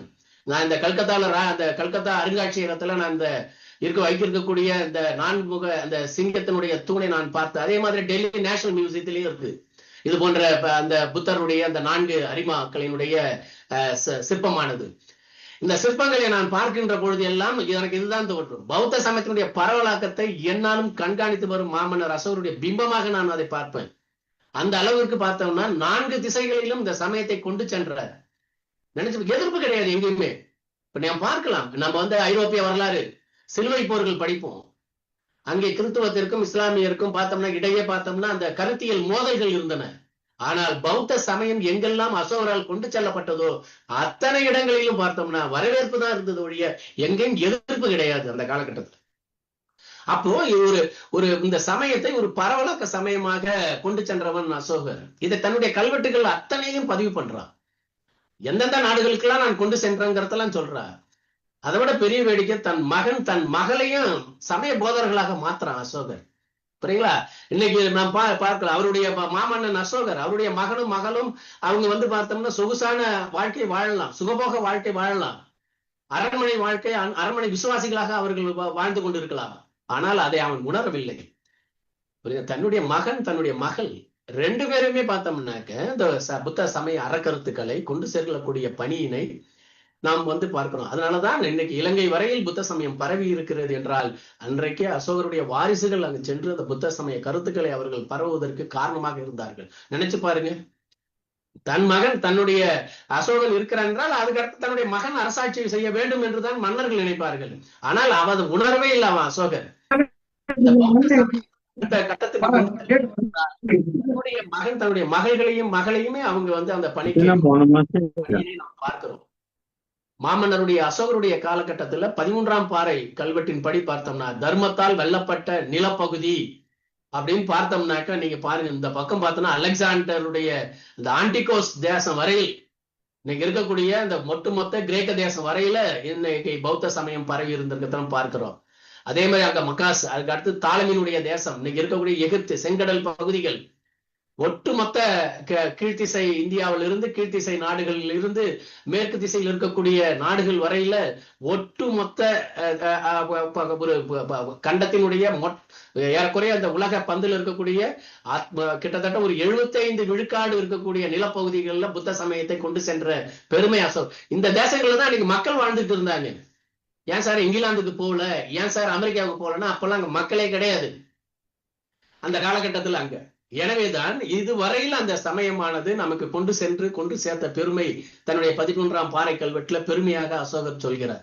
அந்த அடிப்படையில இந்த நமக்கு இருக்கக்கூடிய இந்த புத்த சமயத்தினுடைய பரவலாக்கம் என்பது இது படையெடுப்பின் மூலமாக கிடையாது. இந்த பரவலாக்கம் எப்படி அந்த சமயத்தை ஏற்றுக்கொள்கிறார்கள் அவர்கள். ஏனென்றால் இந்த புத்த சமயம் எங்கெல்லாம் சென்றதோ அத்தனை இடங்களிலும் வரவேற்புகள் தான் இருந்தன. அந்த அடிப்படையில பார்த்தோம்னா சீன தேசத்தில் இருந்து இந்த பக்கம் பார்த்தோம்னா கிரேக்க தேசம் வரையில், இந்த பக்கம் தாலமியினுடைய ரோமாபுரி முழுக்க பார்த்தோம்னாக்க ரோம தேசத்தினுடைய எல்லையாக திகழ்ந்த இந்த பகுதிகள் எல்லாம் இன்னைக்கு கான்ஸ்டான்டினோபிள் என்று சொல்லக்கூடிய அரேபிய தேசம் எல்லாம் முழுக்க பார்த்தோம்னா அன்றைக்கு 2300 ஆண்டுகளுக்கு முன்பாக பௌத்த சமயத்தை எந்த அளவிற்கு இதை பரவலாக்கம் செய்தார் என்பதனை பதிவினை நாம் 13ஆம் பாறை கல்வெட்டுல, அசோகருடைய கல்வெட்டுல பார்க்கிறோம். அந்த அளவிற்கு ஒரு நேர்மைமிக்க ஒரு மன்னனாக, ஒழுக்க சீலனாக, புத்தனாகவே திகழ்ந்தவன் மாமன்னர் அசோகர். அவன் அது பெருமையாக சொல்றான். அவன் கல்வெட்டுகள்ல அசோகர் தன்னை சொல்கின்ற பொழுது பெருமையாக சொல்றான். அந்த அளவிற்கு புத்த மதத்தினுடைய தாக்கம் அவனுக்குள்ள ஏற்பட்டு அது எவ்வளவு பெரிய புரட்சியை செய்திருக்கிறது என்பதை பார்த்தா பிரமிப்பாக இருக்கிறது. அது அந்த அளவிற்கு ஏறக்குறைய பார்த்தோம்னா இந்தியா முழுக்க பார்த்தோம்னா புத்த தூபிகள், புத்த விகாரைகள், புத்த சைத்தியங்கள், கார்லே பேஜா போன்ற பெரிய குடவரைகள், இது எல்லாமே பார்த்தோம்னாக்க உருவாக்கப்பட்டது. இவைகள் எல்லாம் மருத்துவ சாலைகளாக, கல்வி நிலையங்களாக, மக்களுக்கு பாதுகாப்பு அளிக்கக்கூடிய இடங்களாக, வணிகர்களின் பாதுகாப்பு அரணாக, மக்களுக்கு பஞ்சகாலத்தில் அடைக்கலம் தரக்கூடிய இடங்களாக இவைகள் எல்லாம் திகழ்ந்து இருக்கிறது. உலகத்திலேயே பார்த்தோம்னாக்க சிறைச்சாலையை அறச்சாலையாக மாற்றிய பெருமை அசோகனுக்கு உண்டு. அவன் சொல்லுவான் 13ஆம் பாறை கல்வெட்டுல சிறைச்சாலைகள் எல்லாம் நான் அறச்சாலைகளாக மாற்றி விட்டேன் என்பான். அப்ப சிறைச்சாலையே கிடையாது மௌரிய பேரரசுல. அப்ப சிறைச்சாலை கிடையாது, இராணுவம் கிடையாது. அப்ப எந்த பிரச்சனை இல்லாம அசோகரால் எப்படி ஆட்சி செலுத்த முடிந்தது என்றால் அது தம்மத்தால் மட்டுமே முடிந்தது, பௌத்தத்தால் மட்டுமே முடிந்தது. இனிமே இந்த உலக பந்து அமைதியாக வாழ வேண்டும் என்றால், இராணுவத்தை எல்லாம் கலைக்க வேண்டும் என்றால், உலகில் சகோதரத்துவம் ஏற்பட வேண்டும் என்றால், என்றைக்கு புத்த சமயம் உலக சமயமாக மாற்றப்படுகிறதோ அன்றைக்கு அது நிச்சயமாக நிகழும். இந்த உலக பந்தில் நம்ம வேற எந்த சமயத்தாலும் இந்த உலகத்தை இனிமே காப்பாற்ற முடியாது, பௌத்தத்தால் மட்டுமே காப்பாற்ற முடியும். அதை நிகழ்த்தி காட்டிய பெருமை ஆசிய கண்டத்தில் அசோகனுக்கு உண்டு. அதை தான் பதிவு செய்கிறான் அவனுடைய 33 கல்வெட்டுகள்ல, நம்ம இந்த பிரின்சப் அவர்கள் எடுத்த கல்வெட்டுகள்ல நாம் பார்க்கிறோம். அந்த அடிப்படையில பார்த்தோம்னாக்க அடுத்தது பார்த்தோம்னா அசோகர் நம்ம சண்டா அசோகர் அப்படிங்கறது மட்டும் நம்ம பார்த்திட முடியாது. தம்மாசனாக மாறினான். அவன் மொழி சிறந்த மொழி ஆளுமை மிக்கவன் அபால் திகழ்ந்தான் அப்படிங்கிறதையும் பார்க்கிறோம். மொழியை அழகுபடுத்தி இருக்கிறான் அவன். அந்த காலகட்டத்தில் இருந்த அவனுடைய அசோக பிராமி என்பார்கள். அந்த அந்த அந்த எழுத்துக்களை செம்மைப்படுத்தி இருக்கிறார், மொழியை அழகுபடுத்தி இருக்கிறார். அப்ப ஒரு சமயத்தை அழகுபடுத்துகிறான், அதுக்கு அடுத்தது ஒரு மொழியை அழகுபடுத்துகிறான். அந்த அழகார்ந்த மொழியை வைத்துக் கொண்டு புத்த தம்ம கருத்துக்களை உலகம் முழுவதும் கொண்டு சென்று பரவலாக்குகிறான். அப்ப பாரு அவன் எந்த அளவுக்கு ஒரு ஆகச்சிறந்த ஒரு மொழி பற்றாளனாக அவன் இருந்திருப்பான் அப்படிங்கிறத நாம் பார்க்கிறோம். நான் அடிக்கடி சொல்ல, இந்திய வரலாற்றுல மொழியை அழகுபடுத்தியவர்கள் என்றால் நாம் ஒரு சிலரை சொல்லலாம். அதுல முதலிடம் பெறுபவர் அசோகர், இரண்டாவது ஹர்ஷர், அதுக்கடுத்து பார்த்தோம்னாக்க இங்க ராஜராஜ சோழன் நம்ம சொல்லலாம் தஞ்சையில. அந்த மாதிரி தமிழ் மொழியை கல்வெட்டுகளை செம்மைப்படுத்தி அழகுபடுத்தியவன் யார் என்றால் நமக்கு இங்க தென்னக தமிழ்நாட்டிலே சோழ சாம்ராஜ்ய மன்னனாக இருந்த ராஜராஜன் சொல்லலாம். அந்த மாதிரி 2000 ஆண்டுகளுக்கு முன்னாடியே அன்றைக்கு வட இந்தியாவில் பேசப்பட்ட பரவலாக்கப்பட்ட புழக்கத்தில் இருந்த அந்த மொழியை, அந்த எழுத்துருக்களை செம்மைப்படுத்தி அதை அழகுபடுத்தி அந்த எழுத்துக்கள் அத்தனை நீங்க அசோருடைய கல்வெட்டுகள் எல்லாம் நாம் பயணம் செய்து பார்த்தோமே ஆனால் அத்தனை கல்வெட்டுகளும் இன்றைக்கும் படிக்கிற மாதிரி இருக்கும். அவ்வளவு ஒரு கிளாரிட்டியோட, ஒரு நேர்த்தியாக, வரி வடிவத்தோடு அதை செம்மைப்படுத்தி அழகுபடுத்தி வெளியிட்டவன் தான் அசோக சக்கரவர்த்தி. அதனால அவனுடைய கல்வெட்டுகள்ல பார்த்தோம்னா அவனுடைய கல்வெட்டுகள் ஆரம்பமே தேவனாம் பியனே தேவனாம் பியன் அப்படின்னு தான் ஆரம்பிக்கும். தேவனாம் பிரியதர்ஷன் அப்படின்னு ஆரம்பிக்கும் அவனுடைய கல்வெட்டுகள். பிரியதர்ஷன், மக்களுக்கு பிடித்தமானவன். அந்த அளவிற்கு ஒரு நேர்த்தியா யார் சொல்லுவா அந்த வார்த்தைய? அவனுடைய அத்தனை கல்வெட்டுகளிலுமே இதான் தேவனாம் பிரியதர்ஷன் அப்படின்னு தான் வரும். ஜவஹர்லால் நேரு அவர்கள் தன்னுடைய மகளுக்கு பிரியதர்ஷினி என்று பேர் வைத்தார் என்றால் அது நம்ம அசோகருடைய கல்வெட்டுகளில் இருந்து பிரின்ஸ் ஆஃப் எழுதின அந்த கல்வெட்டுகளுடைய அந்த முன்னெடுப்பின் விளைவாகத்தான் அதை வாசித்த ஜவஹர்லால் நேரு அவர்கள் தன்னுடைய மகளுக்கு பிரியதர்ஷினி என்று பேர் வைக்கிறார் இந்திரா காந்தி அம்மையார் பின்னாடி. சோ அந்த அளவிற்கு அந்த பிரியதர்ஷினி சொல்றோம் இந்திரா காந்தி அம்மையார் பழைய பேரு. சோ அந்த மாதிரி தேவனாம்பிய பிரியதர்ஷனாக திகழ்ந்தவன் தன்னை கல்வெட்டுகளில் அப்படிதான் கூறிக்கொள்கிறான் அவன். சோ அதே மாதிரி புத்தருடைய பிறப்பிடம் நேபாளத்தில் லூம்பினியில் அமைக்கப்பட்டுள்ள அசோகருடைய தூண் நாம் பார்க்கிறோம். இதுவும் அந்த இடத்தினுடைய சின்னமாக புத்த பிரான் வாழ்ந்த பூமியாக, பிறந்த பூமியாக இருக்கக்கூடிய அந்த லூம்பினியில் அசோகர் ஒரு நினைவு தூணை நட்டுகிறார். அதுக்கடுத்து இந்த மௌரிய பேரரசானது எந்த அளவிற்கு பரவி இருந்தது என்று பார்க்கிறோம். அசோகருடைய 13 அந்த பாறை மற்றும் சிறிய பாறை இவைகள் எல்லாமே ஆணை. இந்த 33 கல்வெட்டுகள் நாம் பார்க்கின்ற பொழுது எல்லாமே ஜீவோஸ், ஒரு அரசு ஆணைகள் இவைகள் எல்லாம். அதனாலதான் கற்றூன் ஆணை, சிறிய கற்றூன் ஆணை, பெரும்பாறை ஆணை, இந்த கல்வெட்டுகள் எல்லாமே ஆணை கல்வெட்டுகள். எல்லாமே அன்றைக்கு 2000 ஆண்டுகளுக்கு முன்னாடி அரசனால் வெளியிடப்பட்ட ஜீவோஸ், அரசு ஆணைகள் இவைகள் எல்லாம். அதனாலதான் இதுல முதல்ல இருக்கக்கூடிய இதுல ரூப்நாத்ல இருக்கக்கூடிய இன்றைக்கு உத்தரப்பிரதேசத்துல இருக்கக்கூடிய இந்த ஊர்ல தான் இந்த அரசாணை வெளியிடப்பட்டது. இந்த கல்வெட்டு வெளியிடப்பட்டிருக்கக்கூடிய இடங்கள் அப்படின்னு பார்த்தோம்னாக்க அது ஒரு இயற்கை சூழ்ந்த இடங்கள்ல தான் இவருடைய கல்வெட்டுகள், பெரும்பான்மையான கல்வெட்டுகள் நமக்கு கிடைக்கிறது. இயற்கை சூழ்ந்த இடம், அங்க ஒரு நீர்நிலை இருக்கும், அங்க நல்ல அடர்ந்த மரங்கள் இருக்கும், பெரும்பாலும் அரச மரங்கள் இருக்கும், இல்லைன்னா ஆலமரங்கள் இருக்கும். அந்த மாதிரியான பகுதிகளில் தேர்வு செய்துதான் இந்த கல்வெட்டுகளை அசோகருடைய இந்த ஆணை கல்வெட்டுகள் அத்தனையும் பொறிக்கப்பட்டிருக்கின்றன. அதுல குறிப்பாக இந்த ரூப்நாத்தில் இருக்கக்கூடிய இந்த கல்வெட்டானது ஒரு அழகா ஒரு நீர்வீழ்ச்சி இருக்குது, ஒரு நீரோடை இருக்கிறது. அதுக்கு கீழே அடிவாரத்துல பார்த்தோம்னா ஒரு அற்புதமான ஒரு குளம் இருக்கிறது. அதனுடைய கரையில தான் இந்த கல்வெட்டானது திகழ்கிறது. இந்த சிறிய கற்பாறை ஆணையில என்ன கூறப்பட்டு இருக்கிறது அப்படிங்கிறது அது அப்படியே நம்ம இன்னைக்கு நம்ம பிரின்சப் அவர்கள், பின்னர் ரோமிலா தாப்பர் அவர்கள் எல்லாம் அது ஆங்கிலத்தை மொழிபெயர்த்திருக்கிறார்கள். அதை தமிழாக்கம் அப்படின்னு பார்த்தோம்னா அந்த கல்வெட்டையை நம்ம படிக்கிறோம் பாருங்க. சொர்ணகிரியிலிருந்து அரசகுமாரனும் மகாமாத்திரர்களும் சிலாவில் உள்ள அதிகாரிகளுக்கு தங்கள் வாழ்த்துடன் பின்வரும் தகவலை அனுப்ப வேண்டியது. இந்த ஜீவவை அனுப்பு அப்படிங்கிறார். சொல்றாரு பாரு, கடவுளர் விரும்பும் தேவனாம்பிய என்றால் கடவுளால் விரும்பப்படக்கூடியவன் அப்படின்னு அர்த்தம். தேவனாம்பிய மன்னன், கடவுளால் விரும்பும் மன்னன் இவ்வாறு கூறுகிறான்: நான் 2.5 ஆண்டுகளுக்கு மேலாக ஒரு எளிய பௌத்தனாக இருந்தேன். நான் 2.5 வருஷமா என்ன 2 ஆண்டுகளாக நான் பௌத்தனாக இருக்கிறேன். ஆனால் அதிக முயற்சி எதுவும் எடுக்கவில்லை. நான் எந்த முயற்சியும் எடுக்கல, பௌத்தனாவே இருக்கிறேன். ஆனா எந்த முயற்சி எடுக்கல. ஓராண்டு, இன்னும் சொல்ல போனால் ஓராண்டிற்கு முன்பே சங்கத்தில் சேர்ந்தேன். பௌத்த சங்கத்துல மெம்பரா இருக்கிறார். அதிலிருந்து அதிக முயற்சி கொண்டுள்ளேன். இதுவரை ஜம்பு தீவில் கடவுளருடன் சேர்ந்து வாழாது இருந்த மாந்தர் இப்பொழுது கடவுளருடன் கூடி வாழ்கின்றனர், புத்தருடன். இது என் முயற்சியின் பயனே. இது உயர்ந்தோரும் மட்டும் முடியக்கூடியதன்று, எந்த எளியவனுக்கும் முடியும். அம்மாதிரி அவன் செவ்வனே முயன்றால் விண்ணுலக பேரின்பத்தை அடையலாம். அந்த காரணத்திற்காகவே இவ்வாணையை அறிவிக்கிறேன். உயர்ந்தோரும் எளியவரும் இக்குறிக்கோளுடன் முயற்சி புரிதல் வேண்டும் தான் அவருடைய இந்த முதல் கல்வெட்டாக பிரின்சப் அவர்கள் குறிப்பிடுகிறார். இந்த ரூப்ரகத்தில் இருக்கக்கூடிய அந்த கல்வெட்டானது மிக தெளிவாக அது ஜம்பு தீவை பத்தி வருது. இந்தியாவுடைய பழமையான பெயர் பதிவு செய்யப்படுகிறது. அங்க இருக்கக்கூடிய இந்த புத்தர் நான் எப்படி நான் 2 வருஷம் ஆயிட்டது, நான் எளிய பௌத்தனாக இருந்தேன். புரியுங்களா? எளிய பௌத்தன், யாரும் எளிதில் அணுகக்கூடியவனாக ஒரு மன்னன் திகழ வேண்டும். ஒரு மனிதன் எப்படி இருக்க வேண்டும், எளிதில் அணுகணும் அவர்களை. அப்ப அவன் மன்னன், ஒரு பெரிய பேரரசன். அவன் தன்னை எப்படி அந்த ஜியோவுல பதிவு செய்யறான் பாருங்க, அந்த அரசு ஆணையில. அந்த மாதிரி அது பாருங்க, சாதாரண மக்களுக்கும் அது போறோம், உயர்ந்தோரும் எளியவரும் அப்படிங்கிறாரு.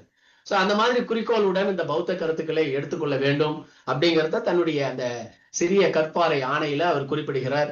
அதான் ஆணை எடிக்ட்னு இருக்கும், ராக் எடிக்ட், பில்லர் எடிக்ட், ஆணை, ஜியோஸ், இது எல்லாமே அந்த அளவிற்கு இந்த அவருடைய ஆணைகள், அந்த சிறிய பாறை கல்வெட்டுகள் எங்கெல்லாம் இருக்கிறது, பெரும்பாறை கல்வெட்டுகள் எங்கெல்லாம் இருக்கிறது என்ற பதிவுகளையும் நாம் வரைபடம். 2வது சிறிய கற்பானை ஆணை என்ன சொல்லுது அப்படிங்கிறத பார்ப்போம். கடவுளர் விரும்பும் மன்னன் இவ்வாறு கூறுகிறான். அந்த கல்வெட்டுல தான் அற்புதமான வரி, எனக்கு ரொம்ப பிடித்தமான வரிகள் அப்படின்னா தான் 2000 ஆண்டுகளுக்கு முன்னாடி ஒரு மன்னர் சொல்றாரு பாருங்க, தந்தை தாய் சொற்கேட்டல் வேண்டும்.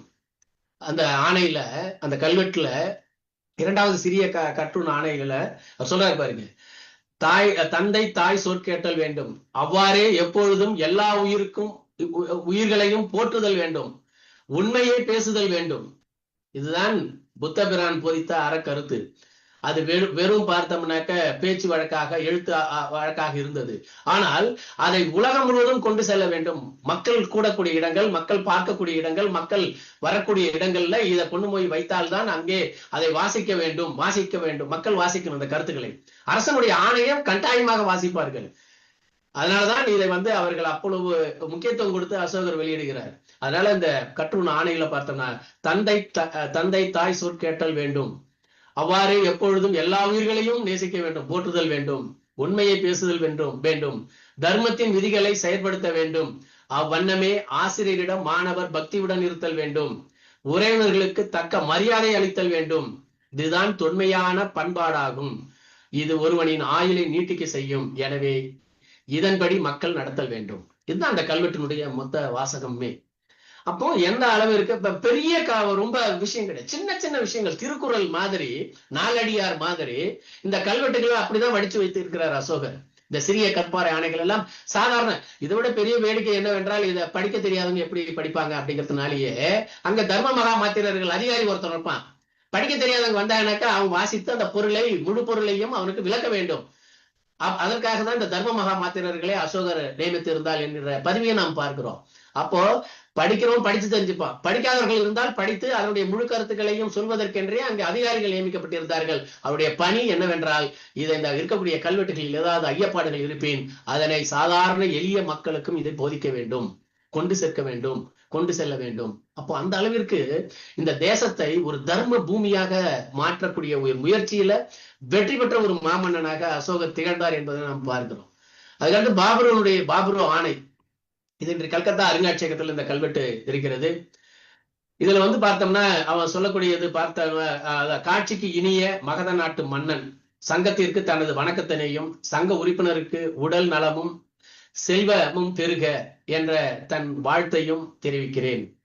புரியுங்களா? அவர் சொல்றாரு காட்சிக்கு இனியவன். புரியுங்களா?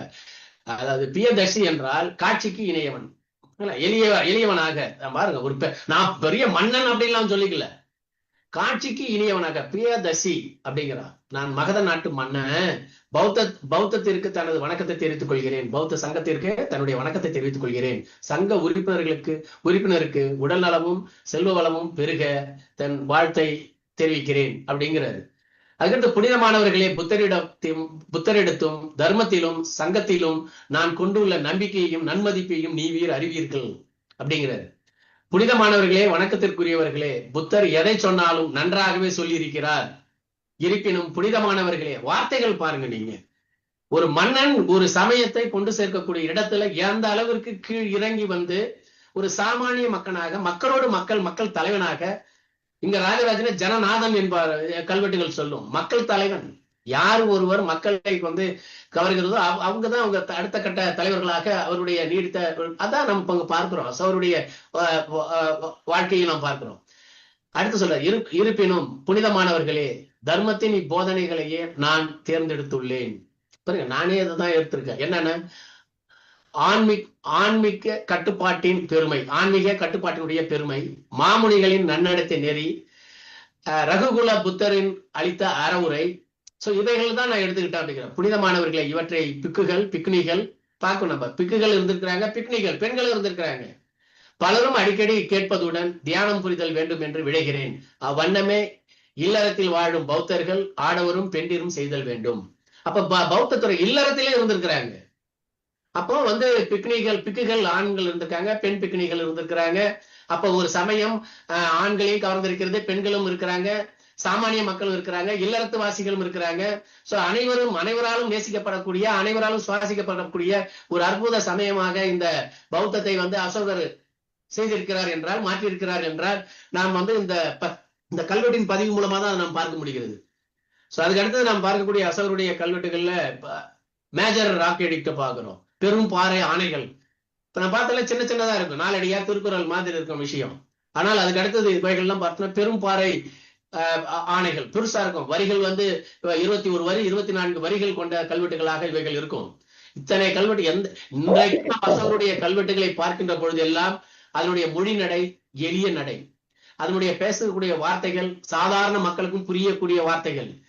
அன்றைக்கு அந்த மகத தேசத்திலே வாழ்ந்த மக்கள் பேசிய சாதாரண நடையில்தான் இந்த கல்வெட்டுகள் அனைத்தும் எழுதப்படுகிறது. எதுவும் இலக்கிய நடை கிடையாது, உரைநடையில எதுவுமே கிடையாது, சாதாரண மக்கள். இப்ப பாருங்க, வார்த்தைகள்லாம் நீங்க இப்ப நம்ம தமிழ்ல அதை டிரான்ஸ்லேட் பண்ணி படிச்சா கூட அவருடைய படிக்கின்ற பொழுது கூட அது எளிய நடையில, சாமானிய நடையில, பெரிய ஆடம்பர இலக்கணம் அங்க கிடையாது. அப்போ எந்த அளவிற்கு இந்த கோட்பாடுகளை, அறக்கோட்பாடுகளை, பௌத்த கோட்பாடுகளை மக்களிடம் கொண்டு சேர்க்க வேண்டும் என்ற ஒரு சிறந்த ஊடகமாக இந்த கல்வெட்டை அசோகர் பயன்படுத்தி இருக்கிறார் அப்படிங்கிறத நம்ம பார்க்கணும். இந்த பெரும்பாறை கல்வெட்டுகளை வாசிப்பதற்கும் அங்கே தர்ம மகா மாத்திரர்கள் நியமிக்கப்பட்டிருந்தார்கள், அரசு அலுவலர்கள். அவர்களும் இந்த கல்வெட்டுகளை வாசித்து பொருள் கூற வேண்டும். அப்ப எந்த இடத்துலயுமே இந்த கருத்து மக்களிடம் கொண்டு சேர்க்க எந்த இடர்பாடும் இருக்கக்கூடாது என்பதுல மாமன்னர் அசோகர் தெளிவாக இருந்திருக்கிறாருங்கிறதையும் நாம் பார்க்கணும். இவருடைய கல்வெட்டு பார்த்தோம்னா இது முக்கியமான கல்வெட்டு. இது ஜீவகாருண்ய முயற்சி. வள்ளலார் சொல்கின்ற ஜீவகாருண்யத்தை அன்னைக்கே 2000 ஆண்டுகளுக்கு முன்னாடி இந்த பூமியில விதைத்து விட்டு சென்ற புத்த பிரானுடைய கோட்பாடும் ஒன்றுதான். அப்ப அந்த கோட்பாடு நாம் பார்க்கிறோம். இது ஜீவகாருண்யம், அனைத்து உயிர்களையும் நேசிக்க வேண்டும், புரியுங்களா? விலங்குகளிடத்துல நட்பு பாராட்ட வேண்டும், மனிதர்களிடத்திலே அன்பு, இதுதான் அவருடைய கருத்துக்கள். சொல்ற அந்த கல்வெட்டுகளை பார்த்தோம்னா, கடவுளார் விரும்பவனும் காட்சிக்கு இனியவனுமான மாணவன் ஆணையின்படி கடமை தர்மத்தின் வேதமாக இது எழுதப்பட்டுள்ளது. இங்கு பாடலிபுத்திரம், இங்கு எந்த விலங்கையும் பலியிடுதலோ கொண்டாட்டங்கள் நடத்துவதோ கூடாது. பாருங்களா, முதல்ல அவன் பிச்சுவ போடுறான் பாருங்க. பாடலிபுத்திர நகரத்துக்குள்ளார என்ன பண்ணக்கூடாது, எந்த விலங்கையும் பலியிடக்கூடாது. 2வது கொண்டாட்டங்கள், என்டர்டைன்மெண்டே இருக்கக்கூடாது. அந்த என்டர்டைன்மெண்ட் கூட அது எப்படி மாத்திர, ஏனெனில் கொண்டாட்டங்களில் அதீத தீங்குகளை கடவுளர் விரும்பவனும் காட்சிக்கு இனவனுமானவன் காண்கிறான். அப்போ ஒரு விழா நம்ம வந்து என்டர்டைன்மெண்ட் விழாக்கள் கொண்டாடுறோம்னா அது தீங்கு வரக்கூடாது. அப்ப தீங்கு உள்ளதாகவும் அவன் கொள்றான். ஆகவே அந்த விழாக்களை கூட அவர்கள் வந்து அதை புறந்தள்ள வேண்டும் என்று வலியுறுத்துகிறார் மாமன்னர் அசோகர். அப்போ சாமானிய மக்களாக, சாதாரணவனாக, மக்களோட மக்களாக அப்போ வந்து நீங்க அந்த கொண்டாட்டங்களை எளிய முறையில கொண்டாடிட்டு செல்ல வேண்டும். அது பெரிய ஆடம்பரமாக கொண்டாடக்கூடாது அப்படிங்கறது அவருடைய கோட்பாடு. அதை பதிவு செய்யறார். முதல்ல விலங்கை பலியிடுதல் கூடாது போட்டார். 2000 ஆண்டுகளுக்கு முன்னாடியே பாடலிபுத்திர நகரத்தை சுற்றி எங்கேயுமே எதையும் பலியிடக்கூடாது என்கிற ஒரு உத்தரவை பார்க்கிறோம் நம்ம. அதுக்கு அடுத்தது காட்சிக்கு, அதாவது கடவுளர் விரும்பும் காட்சிக்கு இனியவனும் காண்கிறார். அதே சமயத்தில் சில கொண்டாட்டங்கள் மிக சிறந்தவை என்பதையும் கடவுளர் விரும்பும் காட்சிக்கு இனியவனும் அறிவான். அப்ப சில கொண்டாட்டங்கள் தேவை, அதையும் நான் எனக்கு தெரியும். அதற்கு முன் பாருங்க சொல்றேன், இதற்கு முன் அடுக்கலையில், அரண்மனையினுடைய அடுக்கலையில், சமையலறையில் ஒவ்வொரு நாளும் கறி செய்வதற்கு பல ஆயிரக்கணக்கான விலங்குகள் கொல்லப்பட்டன. புரியுங்களா? ஒரு அரண்மனையில பல ஆயிரக்கணக்கான விலங்குகள் கொல்லப்பட்டன. ஆனால் இப்பொழுது கடமை தர்மத்தின் வேதத்தை எழுதி கொண்டிருக்கும் பொழுது, இந்த ஜீவனா எழுதி கொண்டிருக்கும் பொழுது நாளொன்றுக்கு 3 பிராணிகள் மட்டுமே கொல்லப்படுகின்றன. அப்ப பல ஆயிரக்கணக்கான விலங்குகள் வந்து அடுக்கலையில வந்து பிரியாணி சமைப்பதற்கு கொல்லப்பட்டு வந்தது. அதெல்லாம் நான் குறைச்சிக்கிட்டேன், இப்ப வந்து நான் வெறும் 3 ஆக்கி இருக்கிறாங்க. அதுவும் அவன் சொல்லுவான், எதிர்காலத்தில் இதுவும் நிப்பாட்டப்படும் அப்படின்றது. அப்போ அந்த படிப்படியாக அந்த இந்த ஜீவோவை போடும் போது அவன் செய்த அந்த பணியை பார்க்கிறோம் நம்ம. அப்போ அந்த இந்த அரசு ஆணை, இந்த முதலாவது பெரிய கற்பாறை ஆணையானது நமக்கு சொல்லக்கூடியது. அதான் இந்த ஒரு அங்கே அரண்மனையில் இருக்கக்கூடிய அந்த அடுக்கலையில் சமைக்கக்கூடிய அந்த கறி சமையலுக்காக பலியிடக்கூடிய அந்த விலங்குகளுடைய பட்டியலை பார்க்கிறோம், அதனுடைய எண்ணிக்கையை பார்க்கிறோம். ஆனால் அது பின்னாடி 3 பிராணிகளாக குறைக்கப்படும். அதுவும் காலம் செல்ல செல்ல பிறகும் அது முற்றிலுமாக குறைக்கப்படும் என்று அது சொல்கிறார் அவரு. 2 மயில் 1 கருப்பு மான், இதுதான் கடைசியா அவர் அந்த ஜீவோவை அவர் வெளியிடும் போது. இவைகளும் எதிர்காலத்தில் கொல்லப்பட மாட்டார், அதோட முடிச்சிடுறாரு அந்த ஜீவோவை, அந்த கல்வெட்டை. அப்போ அந்த அளவிற்கு ஒரு ஜீவகாருண்ய சீலராக அவரே மாறுறார். அரண்மனையை மாத்துறார், முதல்ல தன்னை மாற்றிக்கொள்கிறார், அரண்மனையை மாற்றுகிறார், நகரத்தை மாற்றுகிறார், மக்களை பிறகு நகர மக்களை மாற்றுகிறார், பிறகுதான் உலக மக்களை மாற்றக்கூடிய அந்த அளவிற்கு வந்து தன்னுடைய அறக்கருத்துக்களை இந்த கல்வெட்டுகளின் வாயிலாக என்னாலும் இன்றைக்கும் இதை பேசிக் கொண்டிருக்கிறது. இந்த கல்வெட்டுகளில் அவர் இறந்து 2000 ஆண்டுகள் கடந்து சென்றாலும் அவர் பொறித்துள்ள கல்வெட்டுகள் இன்றைக்கும் உள்ளதை உள்ளபடி பௌத்த தர்ம கருத்துக்களை மக்களிடம் கொண்டு சேர்க்கக்கூடிய பணியை இன்றும் ஆட்டிக் கொண்டிருக்கின்றன. அப்ப அந்த அளவுக்கு இந்த மொழியை வாசிக்கக்கூடிய திறமை மிக்கவர்கள் இதை வாசித்து புரிந்து கொள்ளலாம். இன்றைக்கும் அப்படி புரியாதவர்களுக்கு தான் நம்ம இன்னைக்கு நூல் வடிவத்துல தமிழ் எளிய நடையில நம்ம அதை வந்து மொழிபெயர்த்து நமக்கு இன்னைக்கு அறிஞர் பெருமக்கள் கொடுத்து சென்றிருக்கிறார்கள். எனவே அசோகர் வந்து நமக்கு இது நம்ம பார்த்தோம்னாக்க தமிழ்நாட்டிற்கும் அசோகருக்கும் தமிழ்நாட்டுக்கும் நெருங்கிய தொடர்பு. அதனால்தான் அதெல்லாம் பதிவு செய்கிறார் பின்னாடி தன்னுடைய கல்வெட்டுகள்ல. அடுத்து 2வது கற்பாறை ஆணை. இதுல பாத்தீங்கன்னா தெரியும் புத்த தர்ம கருத்துக்கள் எந்தெந்த நாடுகளுக்கெல்லாம் கொண்டு சென்றிருக்கிறார் என்ற ஒரு பதிவினை நாம் 2வது கற்பாறை ஆணையில நாம் பார்க்கலாம். கடவுளர் விரும்புவனும் காட்சிக்கு இனியவனுமான, எனக்கு அந்த வார்த்தை தான் ரொம்ப பிடிக்கும். காட்சிக்கு இனியவனாக இருக்கணும் மன்னன். ஒரு தலைவன் எப்படி இருக்கணும்? காட்சிக்கு இனியவனாக இருக்க வேண்டும். அப்படி இருந்தாதான் மக்கள் எளிதில் போய் அணுக முடியும். எனவே ஒரு அற்புத மன்னனாக நினைச்சு பாருங்க, கொடுங்கோல் அசோகனாக திகழ்ந்தவன் காட்சிக்கு இணையவனாக மாறக்கூடிய அளவிற்கு இந்த பௌத்த தம்ம கருத்துக்கள் அவனை மாற்றியிருக்கிறது என்றால் எந்த அளவிற்கு அவன் புத்த தம்மத்தை நேசித்திருப்பான் என்பதை நாம் உணர வேண்டும். அந்த அளவுக்கு மன்னன் சொல்ற மாதிரி மன்னன் நாட்டில் எல்லா இடங்களிலும் அடுத்துள்ள சோழர், பாண்டியர், சத்தியபுத்திரர் என்றால் அதியமான், சத்தியபுத்திரர், கேரள புத்திரர், சேரர்கள் நாடுகளிலும், அடுத்தது தம்பபரணி வரையிலும், கிரேக்க மன்னன் ஆன்டியோகஸ் வரையிலும், அவன் அண்டையோர் நாடுகளிலும், எல்லாவிடங்களிலும் கடவுளர் விரும்புபவனும் காட்சிக்கு இனியவனுமான மன்னன் 2 முறையில் நோய் தீர்க்கும் ஏற்பாடுகளை செய்திருக்கிறேன். அப்போ அசோகருடைய காலகட்டத்துல எந்தெந்த தேசம்லாம் இருந்தது அப்படிங்கிற ஒரு பதிவை நாம் பார்க்கிறோம். அசோகர் ஆட்சி அங்கே பாடலிபுத்திரத்தை தலைநகராக கொண்டு ஆட்சி செலுத்திட்டு இருந்தாலும், அதனாலதான் நமக்கு இருக்கக்கூடிய இங்க ஜம்பை கல்வெட்டுல சத்தியபுத்திரோ அதிகமா நெடுமான் 5 ஈத்த பாலி என்று கல்வெட்டு வருது. சத்தியபுத்திரோ யாரு, கேரள புத்திரர் யாரு, இது எல்லாமே நான் சத்தியபுத்திரர் அப்படிங்கிற பதிவு நமக்கு ஜம்பை கல்வெட்டுல கிடைக்குது. அதே சத்தியபுத்திரர் என்பது 2வது கற்பாறை ஆணையில நம்ம அசோகருடைய கல்வெட்டுல பார்க்கிறோம். அப்போ இந்த சத்தியபுத்திரர், பாண்டியர், சோழர், இவருடைய கேரள புத்திரர், இவருடைய பதிவுகளை நாம் வந்து அசோகருடைய கல்வெட்டுல பார்க்கிறோம். அப்போ அசோகர் அங்க ஆட்சி செலுத்தி இருக்கும் போது தமிழ்நாட்டில் யாரெல்லாம் ஆட்சி செலுத்தி கொண்டு இருந்தார்கள் தமிழகத்தில் அப்படிங்கிற அந்த பதிவினை நாம் பார்க்கிறோம். அந்த அடிப்படையில இவர் வந்து என்ன பண்றார், நோய் தீர்க்கும் ஏற்பாடுகளை செய்கிறார். நோய் தீர்க்கும் ஏற்பாடுகள், பெரு வியாதிகள், தொற்று நோய்கள். ஏனென்றால் மனித குலத்தினுடைய ஒரு பெரிய ஒரு கொடுமையானது எதென்றால் நோய்கள் தான். இந்த நோய்களை கட்டுப்படுத்த வேண்டும், ஒழிக்க வேண்டும். இதற்கும் இந்த புத்த தம்ம கோட்பாடுகளை வாயிலாக அவர் எப்படிப்பட்ட பணிகளை மேற்கொள்கிறார் என்பதனை இந்த கற்பாறை ஆணையிலும் பார்க்கிறோம். மனிதர்களுக்கு நோய் தீர்க்கும் ஏற்பாடுகள் அப்படின்னு சொல்லு, விலங்குகளுக்கு நோய் தீர்க்கும் ஏற்பாடுகள், மருந்து மூலிகைகள் கூட மனிதர்களுக்கு வேண்டிய மருந்து மூலிகைகளும் விலங்குகளுக்கான மருந்து மூலிகைகளும் எங்கெங்கு இல்லையோ அங்கெல்லாம் வெளியிலிருந்து வரவழைக்கப்பட்டு நடப்பட்டுள்ளன. சாலைகளிலும் கூட மாந்தர்களுக்கும் விலங்குகள் நலத்திற்காக கிணறுகள் தோண்டப்பட்டுள்ளன, மரங்கள் நடப்பட்டுள்ளன. அப்போ மருத்துவம் முக்கியம், அதுக்கு மருத்துவ செடிகள் முக்கியம். அப்போ மருத்துவ செடிகள் வந்து எந்தெந்த தேசத்துக்கெல்லாம் கொண்டு போயிருக்கிறாங்கிறதையும் பார்க்கணும் நம்ம. அப்போ அவருடைய புத்த தர்ம கோட்பாடுகளை ஏற்றுக்கொண்ட அத்தனை தேசங்களுக்கும் இலவசமாகவே மருத்துவ செடிகளை அசோகர் வழங்குவதற்கு ஏற்பாடுகளை செய்திருக்கிறார். 2வது பார்க்கிறோம் நம்ம, அது மனிதருக்கும் நோய் இருக்குது, விலங்குக்கும் இருக்கான். அப்போ மனிதருக்கும் மூலிகை செடி, விலங்குகளுக்கான நோய்களை தீர்க்கக்கூடிய மூலிகை செடிகளையும் நடுவதற்கு ஏற்பாடு பண்ணுகிறார். அதனால நான் அடிக்கடி சொல்லுவேன், தமிழ்நாட்டில் இருக்கக்கூடிய கோயில்களில் இருக்கக்கூடிய நந்தவனங்கள் அத்தனையும் அன்றைக்கு அசோகர் மூலிகை செடிகளை எப்படி வளர்ப்பதற்கு ஏற்பாடுகளை செய்தார்களோ அதனுடைய நீட்சியாக நான் அதை பார்ப்பேன். நந்தவனத்துல இன்னைக்கு கோயில்கள்ல சிவன் கோயில்களா இருக்கலாம், பெருமாள் கோயில் எந்த கோயிலா இருந்தாலும் அங்க வந்து நந்தவனம் இருக்கும். இந்த நந்தவனங்கள் இன்னைக்கு வெறும் பூச்செடிகள் இருக்கு. ஆனா அன்றைக்கு மூலிகை செடிகள் இருந்த இடங்கள் தான் அந்த நந்தவனங்கள். அங்கதான் இந்த அந்த ஊருக்கான மூலிகை செடிகள், மருத்துவத்துக்கு தேவையான மூலிகை செடிகள்லாம் அங்க வளர்ந்துட்டு இருக்கும், வளர்க்கப்பட்டுட்டு வரும். அதுவும் கோயிலோட சேர்ந்த ஒரு கடமை அது. எனவேதான் அதுக்கு நந்தவன குடிகள் என்று நம் மன்னர்கள் ஏற்படுத்தி இருந்தார்கள். அந்த நந்தவன குடிகளுடைய பெரும்பணி என்றால் அங்கே நடப்பட்டுள்ள அந்த மூலிகை செடிகளை பாதுகாக்க வேண்டும், வளர்க்க வேண்டும், அதனுடைய உற்பத்தியை பெருக்க வேண்டும் என்பதுதான் அதனுடைய கடமை.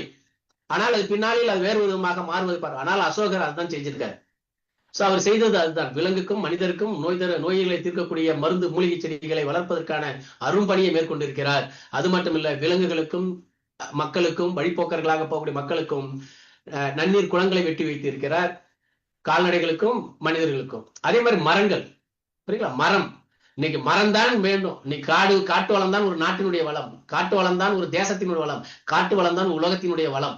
எனவே அந்த மரத்தை நேசிக்க வேண்டும். 2000 ஆண்டுகளுக்கு முன்னாடியே நம்ம வந்து இந்த தர்ம கோட்பாடுகள் ஒன்றாக அசோகர் கொண்டு வருகிறார். அப்போ மரம் நடுதல், மரம் வேணும். இன்னைக்கு மரம் தான் மனிதன் உயிர் வாழ முடியும். இன்றைக்கு நிறைய வியாதிகளுக்கு காரணம் சரியான மரம் இல்லாதனால்தான், காட்டு வளம் குறைப்பதனால்தான் இன்றைக்கு காற்றானது மாசுபட்டு நம்ம இதுக்கெல்லாம் வந்து நடைமுறைப்படுத்தி அதை வெற்றி பெற்றவன் மாமன்னர் அசோகர். மரங்களை நட வேண்டும், விலங்குகளை நேசிக்க வேண்டும், விலங்குகளையும் பாதுகாக்க வேண்டும். இது எல்லாமே மனித குலத்தோடு ஒன்றோடு ஒன்று அந்த செயின் என்பார்கள், சமூக செயின், சங்கிலி பிணைப்பு, இவைகள் எல்லாம் ஒன்றோடு ஒன்று பிணைக்கப்பட்டது. இதுதான் ஒரு தேசம். அப்ப இதெல்லாம் இருந்தால்தான் மனிதன் வாழ முடியும். அதனால்தான் அதை அவர் வலியுறுத்துகிறார் அசோகர். அதை நம்ம பார்க்கிறோம் அந்த பாறையில. அதுக்கடுத்து இந்த 3வது கற்பாறை ஆணையம் அதுதான் சொல்கிறது. அவருடைய அடுத்தது பார்த்தோம்னாக்கா, அவருடைய நான் முடிசூட்டி கொண்டு 12 ஆண்டுகள் ஆகியிருந்த பொழுது என்னால் இவ்வாணை வெளியிடப்பட்டது. இது 3வது கற்பாறை ஆணை. என்னுடைய நாட்டில் எல்லா இடங்களிலும் யுக்தர், ராஜகர், பிரதேசிகர் 5 ஆண்டிற்கு ஒரு முறை ஒரு வரையறை அடுத்து ஒருவர் தர்மத்தை பரப்புவதற்கும் பிற அலுவல் காரணமாக மாறி செல்லுதல் வேண்டும். அரசு அதிகாரிகளை டிரான்ஸ்பர் பண்றாரு. முத பாருங்க, எதற்காக என்றால் புத்த தர்ம கருத்துக்களை மக்களிடம் கொண்டு சேர்க்கக்கூடிய அந்த பணியில அவர் என்ன பண்றாரு, 5 ஆண்டிற்கு ஒரு முறை அவர் வந்து தன்னுடைய அரசு அலுவலர்களை, அரசு பணியாளர்களை அவர் என்ன பண்றாரு, பணி மாறுதல் பண்ணிட்டே இருக்கிறார்.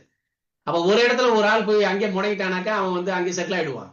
ஆனால் அது கூடாது, அந்த பணி அறக்கருத்துக்கள் தடைபட்டு விடக் கூடாதுங்கிறதுனால அவர் என்ன பண்றாரு, டிரான்ஸ்பர் பண்றாரு அரசு அதிகாரிகளை, தர்ம மகாமாத்திரர்களை. எனவே அதான் சொல்ல யுக்தர்கள், இவர்கள் அந்த அபிஷியல்ஸ். சோ இவர்கள் எல்லாமே அந்த 5 ஆண்டிற்கு ஒரு முறை அவர் பணிமாறுதல் செய்கிறாரு. தர்மமாவது தந்தை தாய் சொற்கேட்டல் மேலானது. நண்பர்களுக்கும் பழக்கமானவர்களுக்கும் உறவினர்களுக்கும் அந்தணர்களுக்கும் துறவி, இந்த இடத்துல அந்தணர்னா பாப்பான்னு நினைச்சிடக்கூடாது, இந்த இடத்துல அறிவார்ந்த கூட்டம், துறவிகளுக்கும் உதவுவது மேலானது. உயிரினங்களை கொல்லாதிருத்தல் மேலானது. சிறுக செலவு செய்வதும் சிறுக சேமிப்பதும் மேலானது. பாருங்க எந்த அளவுக்கு பாருங்க, சிறு சேமிப்பை வலியுறுத்தி இருக்கிறார். இதுவும் புத்த தர்ம கருத்துக்கள்ல, அறக்கோட்பாடுகள்ல பிரதான கருத்தாக நாம் இதை பார்க்கிறோம். அதுக்காக கொல்லாது இருத்தல் மேலானது அப்படிங்கிறாரு. அப்ப வந்து எல்லாருக்கும் நம்ம உதவணும் அப்படிங்கிறாரு, உறவினர்களை நேசிக்கணுங்கிறாரு, உறவு கட்டமைப்பு இருக்கணுங்கிறாரு. அப்ப இது எல்லாமே அவர் வந்து பார்த்தோம்னா அந்த அளவிற்கு தன்னுடைய அரசு அதிகாரிகளை இந்த கருத்துக்கள் எல்லாம் மக்களிடம் கொண்டு சேர்க்கக்கூடிய அரும்பணி ஆற்றுவதற்காக அமைச்சர் குழு இவ்வாணையின் கொள்கைகளையும் உட்பொருளையும் கணக்குத்துறை அதிகாரிகளுக்கும் புகட்டட்டும் அப்படிங்கிறாரு. அப்ப வருவாய்த்துறையில் இருக்கவனுட்டு அந்த புகட்டணும் இந்த கருத்துக்களை அப்படின்னு அவர் அந்த சட்டத்தை போடுறாரு, ஜீவோவை போடுறாரு, அந்த ஆணையை வழங்குகிறார். இந்த ஆணையை நான் முடிச்சுட்டி கொண்டு 12வது வருஷத்துல நான் இதை செய்யறேன். அப்ப நீங்க பார்த்துட்டே வந்து தொடர்ந்து பார்த்துட்டே வாங்க. அப்போ அவர் தன் வாழ்நாள் முழுவதுமே இந்த புத்த கருத்துக்களை கொண்டு சேர்க்கக்கூடிய அரும்பணியை வந்து அசோகர் தன்னுடைய பணியை மேற்கொண்டிருக்காங்கிறத அந்த கல்வெட்டு பதிவுகளை நாம் பார்க்கிறோம். அது அதே மாதிரி அசோகருடைய கல்வெட்டுகள்ல வந்து பார்த்தோம்னா 13வது பாறை கல்வெட்டு அது பார்த்தோம் 260 இவர் கலிங்கத்தை ஒரு மிருகத்தனமான போருக்கு பின் வென்றார் என்ற பதிவு அதுல பார்க்கிறோம்.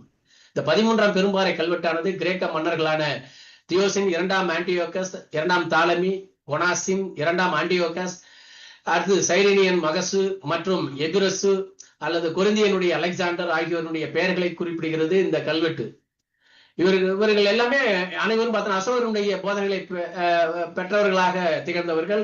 இவர்கள் எல்லாம் அசோகருடைய சமகாலத்து மன்னர்கள். அப்போ குறிப்பா ஐரோப்பா கண்டத்தில் அசோகருடைய சமகாலத்தை திகழ்ந்த இந்த மன்னர்கள் எல்லாம் பதிவு நாம் பார்க்கிறோம். அப்ப எந்த அளவிற்கு அசோகருடைய இந்த கருத்துக்களை, புத்த மத தம்ம கோட்பாடுகளை இவர்கள் ஏற்றுக்கொண்டவர்களாக திகழ்ந்தார்கள் என்பதனை இந்த 13ஆம் பாறை கல்வெட்டுல நாம் பார்க்கிறோம். இந்த கலிங்க போர் நமக்கு கிமு 261ஆம் ஆண்டு நிகழ்ந்தது. அவர் சொல்ற கடவுளர் விரும்பும் காட்சிகளும் மன்னன் முடிசூட்டி கொண்டு 8வது ஆண்டு ஆகியிருந்த பொழுது கலிங்கம் வெல்லப்பட்டது. அவருடைய 8வது ஆட்சி ஆண்டுல பதவியேற்று 8 ஆண்டுகளுக்கு பிறகுதான் கலிங்கத்தின் மீது படையெடுப்பை மேற்கொள்கிறார். 1.5 லட்சம் மக்கள் போர்க்கைதிகளாக கொண்டு செல்லப்பட்டனர். 1 லட்சம் பேர் கொல்லப்பட்டனர். அதை போன்ற பல மடங்கினர் இறந்தனர். அது ஒரு பதிவு நம்ம இப்ப சமயத்துல புவனேஸ்வர் போயிருந்த போது அங்க ஒரு பதிவு நான் பார்த்தேன். வரலாற்று அறிஞர் ஒடிசாவினுடைய வரலாற்று அறிஞர் அவர் அந்த சொல்கின்ற போது சொன்னார், தயாநதிக்கு போயிருந்தாங்க. அந்த தயாநதி பார்த்தோன்னா உதயகிரியிலிருந்து ஒரு 12 கிலோமீட்டர். அது அந்த தயாநதி அங்கதான் அங்க அந்த போர் நடந்த இடம் அப்படின்னாரு அவரு வரலாற்று அறிஞர். அந்த நடந்த இடம் பார்த்தோன்னா இந்த தயாநதி முழுக்க ப்ரொஃபசர், இந்த தயாநதி முழுக்க ரத்தமாக செவந்து மாறியது. இந்த ஆறு கலிங்க போரின் விளைவாக அவ்வளவு பேர் கொல்லப்பட்டது விளைவாக ரத்த பூமியாக திகழ்ந்தது. இந்த தயாநதி முழுக்க ரத்த ஆறாக ஓடியது என்ற பதிவு புத்த நூலில் குறிப்பிடப்பட்டிருக்கிறது. அது திபேத்திய ஆவணம். அந்த திபேத்திய ஆவணத்தில் குறிப்பிட்டிருக்கக்கூடிய அந்த தகவலை அவர் நமக்கு அந்த இடத்துக்கே கொண்டு சென்று காட்டினார். இன்றைக்கும் அந்த இடம் முழுக்க நாம் பார்த்தோம்னாக்க தயாநதி பாயக்கூடிய அந்த பாசன பகுதிகள் பார்த்தோம்னா திடல் பகுதி போல இருக்கும். அந்த பக்கம் கடல், இந்த பக்கம் பார்த்தோம்னாக்க தயாநதி மேற்கில் இருந்து கிழக்காக சென்று வங்கக்கடையில கலக்கிறது. அந்த பகுதிகள் முழுவதும் பார்த்தோம்னாக்க நமக்கு இந்த கலிங்க போரினுடைய கோரத்தினுடைய ஒரு சின்னமாக இந்த தயாநதியினுடைய பதிவு திபேத்திய ஆவணத்துல பார்க்கிறோம். அந்த அளவுக்கு அந்த போர் எந்த இடத்துல நடந்ததுங்கிறதையும் நம்ம அந்த ஆவணத்தின் மூலமா தெரிஞ்சுக்கிட்டோம். சோ அந்த அளவிற்கு 1.5 லட்சம் மக்கள் போர் கைதிகளாக கொண்டு செல்லப்பட்டிருக்கிறார்கள். 1 லட்சம் பேர் கொல்லப்பட்டிருக்கிறார்கள் என்றால் கலிங்க போர் எவ்வளவு ஒரு மூர்க்கமான போராக நடந்திருக்கும் என்பதை நாம் பார்க்கணும். அப்போ எப்படிப்பட்ட ஒரு போராக இந்த கலிங்க போர் திகழ்ந்திருக்கிறது அப்படிங்கிற பதிவை நாம் பார்க்கிறோம். கலிங்கத்தை கைப்பற்றியதை அடுத்து கடலூர் மன்னன் ஆர்வமிக்க தர்ம காப்பும் தர்ம பற்றும் தர்ம போதனையும் தொடங்கியது. அவன் அந்த போருக்கு பிறகுதான் போதனை, தர்ம பற்று, தர்ம காப்பு அவருக்கு தோன்றுது. அதுல இருந்து பார்த்தோம்னா கலிங்கத்தை கழிவிறக்கம் தோன்றியது. இந்த கலிங்க வெற்றியினுடைய பாவ கொடுமைகள் இருந்து கழிவிறக்கம், எப்படியாவது இறைவா நான் கழிவிறக்கம் பெற வேண்டும் அப்படின்ட்டு அவர் மனசுல தோன்றியது. ஏனெனில் இதற்கு முன் வெல்லப்படாத ஒரு நாட்டை வெல்லுகையில் மக்கள் பலர் கொல்லப்படுவதும் இறப்பதும் கைதிகளாக இழுத்து செல்லப்படுவதும் நேரிடுகின்றன. கடவுள் விரும்பும் மன்னனுக்கு அது வருத்தத்தையும் துயரத்தையும் அளிக்கக்கூடிய செய்தியாம். அதை உணர்றாரு, அதை ஃபீல் பண்ற அந்த 13ஆம் பாறை கல்வெட்டுல அதை அப்படியே பதிவு பண்றாரு அவரு. அதனாலதான் அவர் இனிமே பார்த்தோம்னாக்க தர்ம வெற்றி, அவர் சொல்ல கடவுள் மன்னன் இதனை, அதாவது தர்ம வெற்றியை தலையாய வெற்றியாக கருதுகின்றார். இனிமே மௌரிய பேரரசுல போரே கிடையாது. ஒன்லி பார்த்தோம்னா ஒண்ணு தர்ம வெற்றி, புரியுங்களா? தர்ம விஜயம், இதுதான், வேற எதுவுமே இனிமே கிடையாது. போர்ல அதோட நிப்பாட்டு அப்படிங்கிற முடிவுக்கு அவர் வந்துடுறார். இவ்வெற்றியை இங்கும் 600 யோசனை வரை அண்டை நாடுகளில் எல்லாவற்றிலும் சொல்ற ஆண்டியோகஸ் நாட்டிலும் அதற்கு வடக்கே 4 அதாவது தாலமி, ஆண்டியோகஸ், மாகஸ், அலெக்சாண்டர் முதலியோர் நாடுகளிலும், இது போன்று தெற்கே சோழர், பாண்டியர் நாடுகளிலும், தமிரபரணி வரையிலும் இங்கும், அதாவது தன் நாட்டில் யவனர்கள், காம்போஜர்கள், போஜர்கள், ஆந்திரர்கள் எல்லா இடங்களிலும் அவர்கள் கடவுள் விரும்பும் மன்னன் தர்ம போதனையை பின்பற்றி வருகின்றனர். இவ்வளவு தேசங்களுக்கும் புத்த மத கருத்துக்களை கொண்டு செல்லப்பட்டு விதைக்கப்பட்டது அப்படிங்கிற பதிவை நாம் 13ஆம் பாறை கல்வெட்டுல நாம் பார்க்கிறோம். அதுக்கடுத்து இந்த 7வது கற்றூன் ஆணை, ஏன்னா 33 கல்வெட்டுகளையும் பேசணும்னா அது நிறைய காலம். நான் குறிப்பிட்ட சில கல்வெட்டுகளை மற்றும் நான் எடுத்துக்கொண்டு உங்களோட அந்த கருத்துக்களை பகிர்கிறேன். இதற்கான நூல்கள் நிறைய இருக்கிறது. நீங்கள் முழுமையாக வாசித்தால் இன்னும் சிறப்பாக இருக்கும். அதுக்கடுத்து நம்ம 7வது கற்றூன் ஆணை சொல்றேன். சாலைகளில் மாந்தருக்கும் விலங்குகளுக்கும் நிழல் தரும் ஆலமரங்களை நாட்டியிருக்கிறேன் அப்படிங்கிறார். அவர் பார்த்தோம்னாக்க அவரு ஆலமரங்களை நட்டிருக்கிறாரு. சாலையிலும் மாந்தருக்கும் விலங்குகளுக்கும் நிழல் தரும் மரங்கள் மட்டும் இல்ல, கனி தரும் மரங்கள் விலங்குகளுக்கும் பறவைகளுக்கும். எனவே விலங்குகள் மட்டும் அங்க நிழல்ல தங்காது, மனிதர்களும் பயன்படுத்துவார்கள், பறவை இனங்களும் அதை நம்பி வாழக்கூடியவைகளும் இருக்கின்றன. சின்ன பூச்சி இனங்கள்ல இருந்து ஊர்வன வரைகளும் அதை நம்பி இருக்கக்கூடிய மரங்களை நம்பி இருக்கும். அதுல இருக்கக்கூடிய கனிகள், அதுல இருக்கக்கூடிய அந்த மரம் பாதுகாப்பு, பறவை இனங்கள் கூடு கட்டும். இதுக்கு எல்லாமே பார்த்தோம்னா ஒட்டுமொத்தமாக இந்த மரங்களுடைய பயன்பாடு, காற்றை தூய்மைப்படுத்தும் பணியையும் மரங்கள் செய்கின்றன. எனவேதான் இந்த இயற்கையை நேசிக்க வேண்டும், இது புத்த மதத்தினுடைய ஒரு அறக்கோட்பாட்டினுடைய கருத்தாக இதை வலியுறுத்துகிறார் அந்த தர்ம கோட்பாட்டின் வழியாக அசோகர். அதனாலதான் அவர் சொல்றாரு, அரை கோசிற்கு, அதாவது 1.25 மைல் தொலைவு ஓரிடத்தில் கிணறுகளை வெட்டி வைத்து உள்ளேன், விடுதிகளும் கட்டப்பட்டு உள்ளன, மற்றும் மாந்தருக்கும் விலங்குகளுக்கும் வசதியான ஏராளமான தண்ணீர் பந்தல்களை பல இடங்களில் வைக்கப்பட்டுள்ளன. இப்ப இது எல்லாமே பார்த்தோம்னா அசோகருடைய இந்த புத்த மதத்தை, புத்த சமயத்தை ஆட்கொண்டதன் விளைவாக அவர் ஒரு தர்ம சீலராகவே மாறிடுறாரு. அவர் எல்லாத்தையுமே நேசிக்க ஆரம்பிச்சிட்டார். எந்த உயிரும் பார்த்தோம்னா கஷ்டப்படக்கூடாது, எல்லாத்தையுமே அவர் செய்யறாரு. இப்ப இதுக்கெல்லாம் பட்ஜெட், நிதி இப்ப வேணும், இதெல்லாம் செய்யணும், நிதி வேணும். அப்போ அவருக்கான அந்த இடர்பாடும் இல்லை. அப்போ பார்த்தோம்னா எங்கேயும் ராணுவம் கிடையாது, அரசு ஊழியர்கள் எல்லாமே பார்த்தோம்னாக்க பெரும்பான்மையான அரசு ஊழியர்கள் தர்மமாக மாத்தியாச்சு. சிறைச்சாலைகள் எல்லாம் அறச்சாலைகளாக மாற்றிவிட்டு திறக்கப்பட்டு விட்டன. எல்லாமே அங்க கைதிகளும் கிடையாது.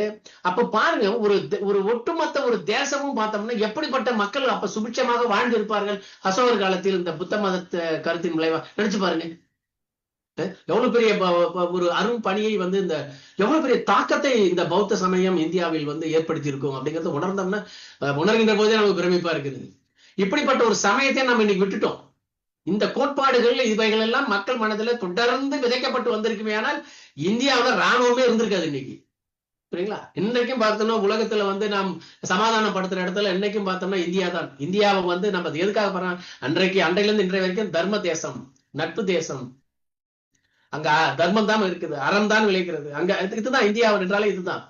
சோ அந்த அளவிற்கு ஒரு நேர்மைமிக்க ஒரு தேசமாக இன்றைக்கு நம்ம கொஞ்சம் வச்சிருக்கிறோம் அப்படின்னு வைத்துக் கொண்டிருக்கிறோம். அது காரணம் புத்தரை போன்ற தர்ம சீலர்கள் இந்தியாவில் வாழ்ந்ததன் விளைவாக அந்த கருத்துக்களை கொண்டு சேர்த்த நம்ம அசோகரையும் நம்ம மறக்க முடியாது. அந்த அளவிற்கு ஒரு பெரிய அளவுல இந்த புத்த சமயத்தை கொண்டு சேர்க்கக்கூடிய ஒரு ஊடகமாக இந்த எப்படி நான் சொல்லுவேன் அடிக்கடி, மகாயானம் ஹீனயானம் என்று புத்த சமயம் பிரிகின்ற பொழுது ஹீனயானத்தை விட மகாயானத்தின் மீது அதிக உறுப்பினர்கள் அதில் சேர்வதை நாம் பார்க்கிறோம். காரணம் என்னவென்றால் புத்த சமயத்தை உலகம் முழுவதும் கொண்டு சேர்க்கக்கூடிய அரும்பணியை பார்த்தோம்னா ஊடகங்களாக சிற்பங்களின் வாயிலாக கொண்டு சேர்த்த பெருமை மகாயான புத்த மதத்திற்கு உண்டு.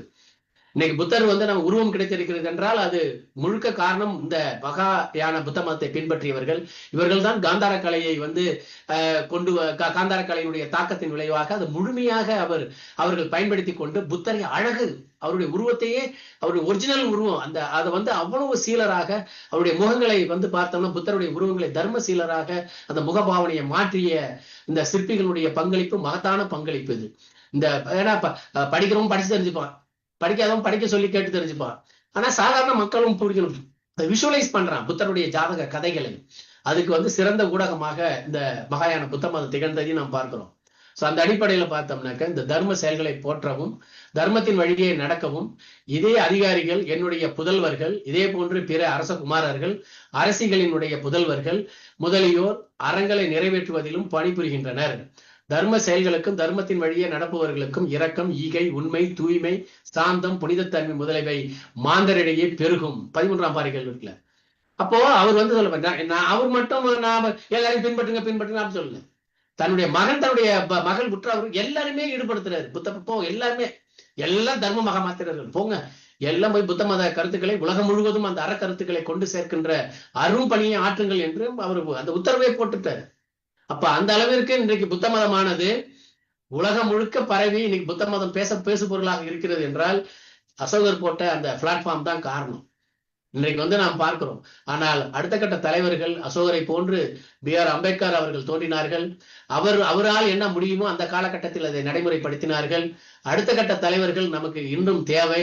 எப்படி வாடிக்கையில போப்பாண்டவர் இருக்கிறார்களோ அதே மாதிரி மீண்டும் பாடலி புத்தகத்திலே புத்த சமயத்தினுடைய தலைவராக எப்படி தலாலாமா இன்று திகழ்கிறாரோ அது போல நமக்கென்று நிரந்தரமாக ஒரு புத்த துறவி நமக்கென்று கிடைக்க வேண்டும், புத்த தலைவர் இருக்க வேண்டும். எப்படி தலாலாமா திகழ்கிறாரோ அதே போன்று நமக்கு ஒரு முழு பெரும் துறவியாக, நமக்கு புத்த சமயத்தை கொண்டு சேர்க்கக்கூடிய தலைமை பீடாதிபதியாக ஒருவர் திகழ வேண்டும்.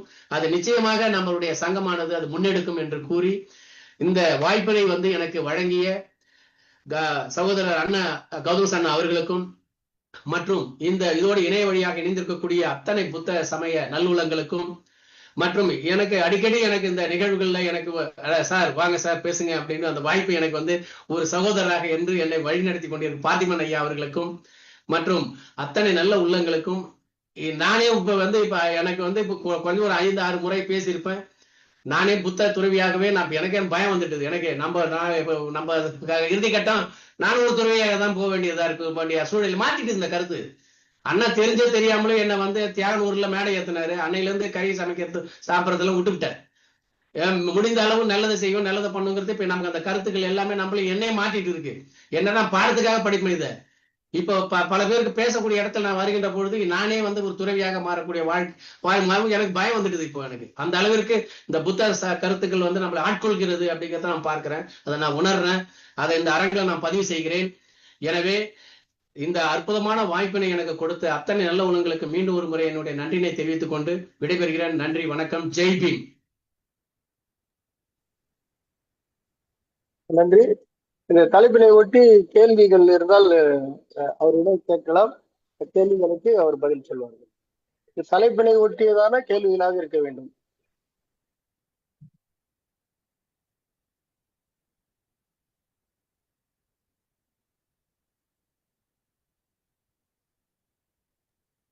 ஹலோ ப்ரொஃபசர், எனக்கு ஒரு கேள்வி. சொல்லுங்க. இப்போ கலிங்க போர் நடந்ததுன்னு சொல்றீங்க இல்லையா? கலிங்க போர்ல அசோகரோட எதிர்த்து இருந்த மன்னன் பேர் என்ன? அது இது வரைக்கும் தெரியல. யாரோட அவர் போர் செஞ்சாரு அப்படின்றது. ஆமா ஆமா, காரவலனை பற்றிய பதிவு இருக்குது. நேரடியாக போரியது அப்படின்னா நமக்கு சான்று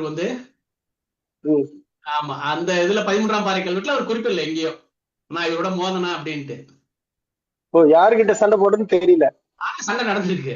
ஆனா யாரோட எங்கேயுமே எந்த இடத்துலயும் அவரு தன்னை பதிவு பண்ணல அது. ஆமா ஆமா, சரி சரி, ஓகே.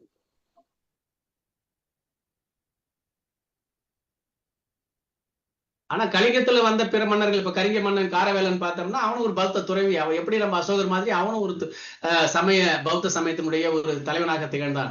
அதனாலதான் நீங்க ராஜகிரி ரத்னகிரியில பார்த்தோம்னா அவனுடைய இந்த ஆதிகும்பா கல்வெட்டு, காரவேல மன்னனுடைய கலிங்க மன்னன் காரவேலனுடைய கல்வெட்டு, அதுவும் பார்த்தோம்னா நமக்கு இந்த இதை பற்றிய பதிவுகள் நிறைய நமக்கு அங்கேயும் கிடைக்குது. அதுலயும் ஆதிகும்பாவிலையும் அந்த மாதிரிதான் நமக்கு அங்க யாரோட சண்டை போட்டான் அப்படிங்கிற நேரடி பதிவு நமக்கு கிடைக்கல. அவரும் சொல்லல, கல்வெட்டுகள் எங்கேயும் பதிவும் இல்லை. ஸோ நான் யாரோட பண்ண அப்படிங்கிறது, போர் செய்தேன் அப்படிங்கிறது. இந்த போர் நடந்த இடம் இன்னைக்கு இருக்கக்கூடிய புவனேஸ்வர் பக்கத்துல இந்த தயா நதி இன்னைக்கும் பாய்ஞ்சிட்டு இருக்கிறது. அந்த இடத்துல நடந்தது அப்படிங்கிறது திபேத்திய ஆவணம் நமக்கே அது சொல்லுது. அதுல கூட பார்த்தோம்னா யாருக்கு யார் அவரோட மோதனார் அப்படிங்கிற பதிவு இல்லை. சரி சரி, ஓகே, நன்றி ஐயா. ஐயா வணக்கம். ஐயா வணக்கம். ஐயா வணக்கம். நான் காஞ்சிபுரத்துல இருந்து சீதாபதி. வணக்கம் ஐயா. ஐயா எனக்கு ஒரு சந்தேகம் ஐயா. இப்போ கனிஷ்கர் காலம் ஒரு பௌத்த காலம், அது ஹீனயானம் ஐயா. இது அசோகர் காலத்துல மகாயானம் இல்லைங்களா ஐயா? அதாவது என்னன்னா அவருக்கு கனிஷ்கர் இருந்தாலும் நம்ம இந்த மகாயானம் அப்படிங்கிறது பார்த்தோம்னாக்க என்ன, சமயம் ஒண்ணுதான். அது ஒரு பெரிய வழி, பெரும்பாதை, சிறிய பாதை, அவ்வளவுதான ஒழிய. அதுதான் வித்தியாசம், வேற ஒண்ணும் கிடையாது. அதுக்கு அவங்களுக்குள்ள சண்டை எல்லாம் எதுவுமே கிடையாது.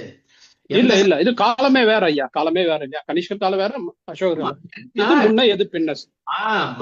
மகாயான புத்த மதம் சமயத்தை பின்பற்றியவர்கள்லாம் இத அடுத்த லெவலுக்கு கொண்டு போனாங்க. அதை சாதாரண மக்களுக்கு அந்த சிற்பங்களின் வழியாக ஒரு பெரிய புரட்சியை நடத்தியவர்கள். இன்னைக்கு காரலா, பேஜா, சாஞ்சி நம்ம பாக்குறோம் இல்லையா? இன்னைக்கு அஜந்தா, சோ இது எல்லாமே நம்ம அமராவதி, சூபி, இது எல்லாமே பார்த்தோம்னாக்க இந்த மகாயான புத்த மதத்தை பின்பற்றியவர்கள் தான். அங்க சீனாவில இருந்து நம்ம இந்தியாவுக்குள்ள காஷ்மீர் சேர்ற வரைக்கும் யுவாங்சோங் சொல்லுகின்ற பொழுது பார்த்தோம்னா அதிகமாக ஹீனயானம் இருந்திருக்கு. அதிக அளவுல மகாயான புத்த மத துறவிகளும் வாழ்ந்திருக்கிறார்கள். விவாதங்களும் இந்த நெடுக்க நான் பார்த்தேன் அப்படின்னு பதிவு பண்றாரு.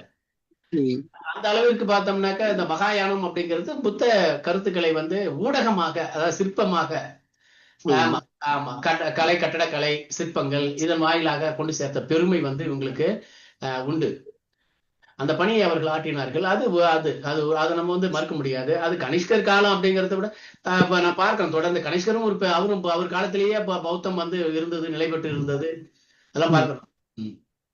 பௌத்த சங்கங்கள் மாநாடுகள் நடத்தப்பட்டிருக்கு, கருத்தரங்கள் நடத்தப்பட்டிருக்கின்றன, விவாதங்கள் நடந்திருக்கு.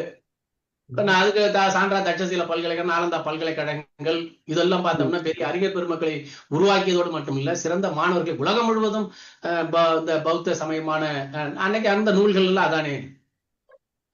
காந்தார கலைன்றது யாரு காலம் ஐயா?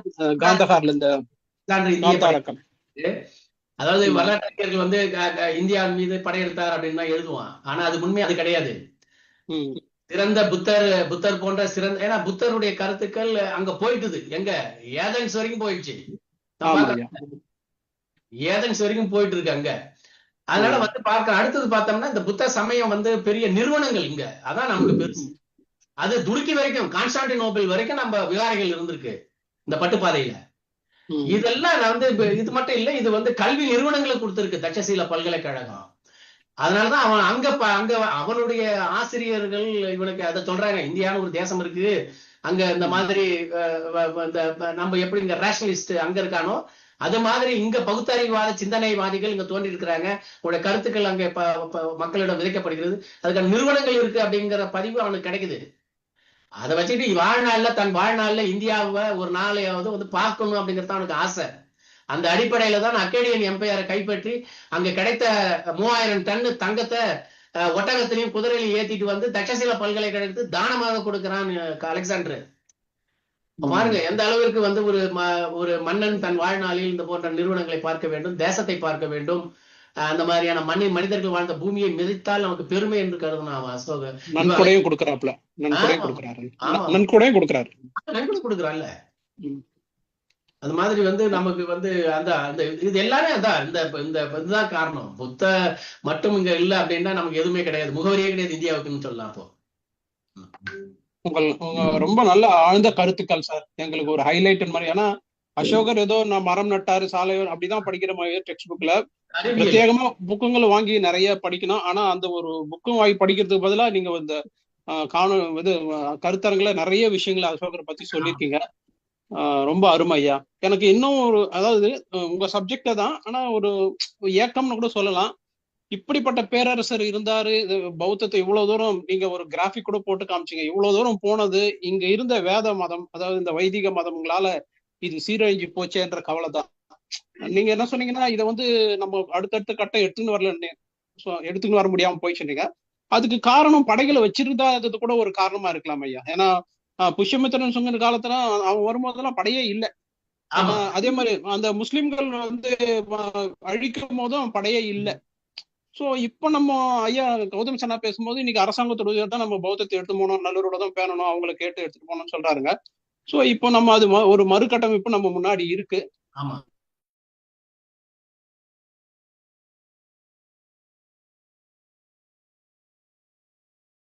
ஏன்னா நம்ம ஜனங்க புரிஞ்சு வச்சுக்கணும், மகாயானம் வந்து இந்த புத்தரை வந்து இந்து மதத்துல வந்து அவர் ஒரு 9வது அவதாரம், இந்த புத்தர் தோன்றதுக்கு முன்னாடி பழைய புத்தர் இதிகாசத்துல இருந்தா ஒரு கட்டுக்கதைகள் கட்டி இப்ப இந்த யூடியூப்ல நிறைய போய்க்கணும் இருக்கு ஐயா. சோ இப்ப நிஜமாவே மகாயான பௌத்தம் அசோகரால் கொண்டு வரப்பட்டது நம்ம மக்களால் எடுத்து போறது நமக்கு ரொம்ப பெரிய இஷ்யூவா இருக்கு. அப்ப நம்ம இப்ப இருக்கிற இந்த இதை வச்சுட்டு அதை பார்க்க முடியாது.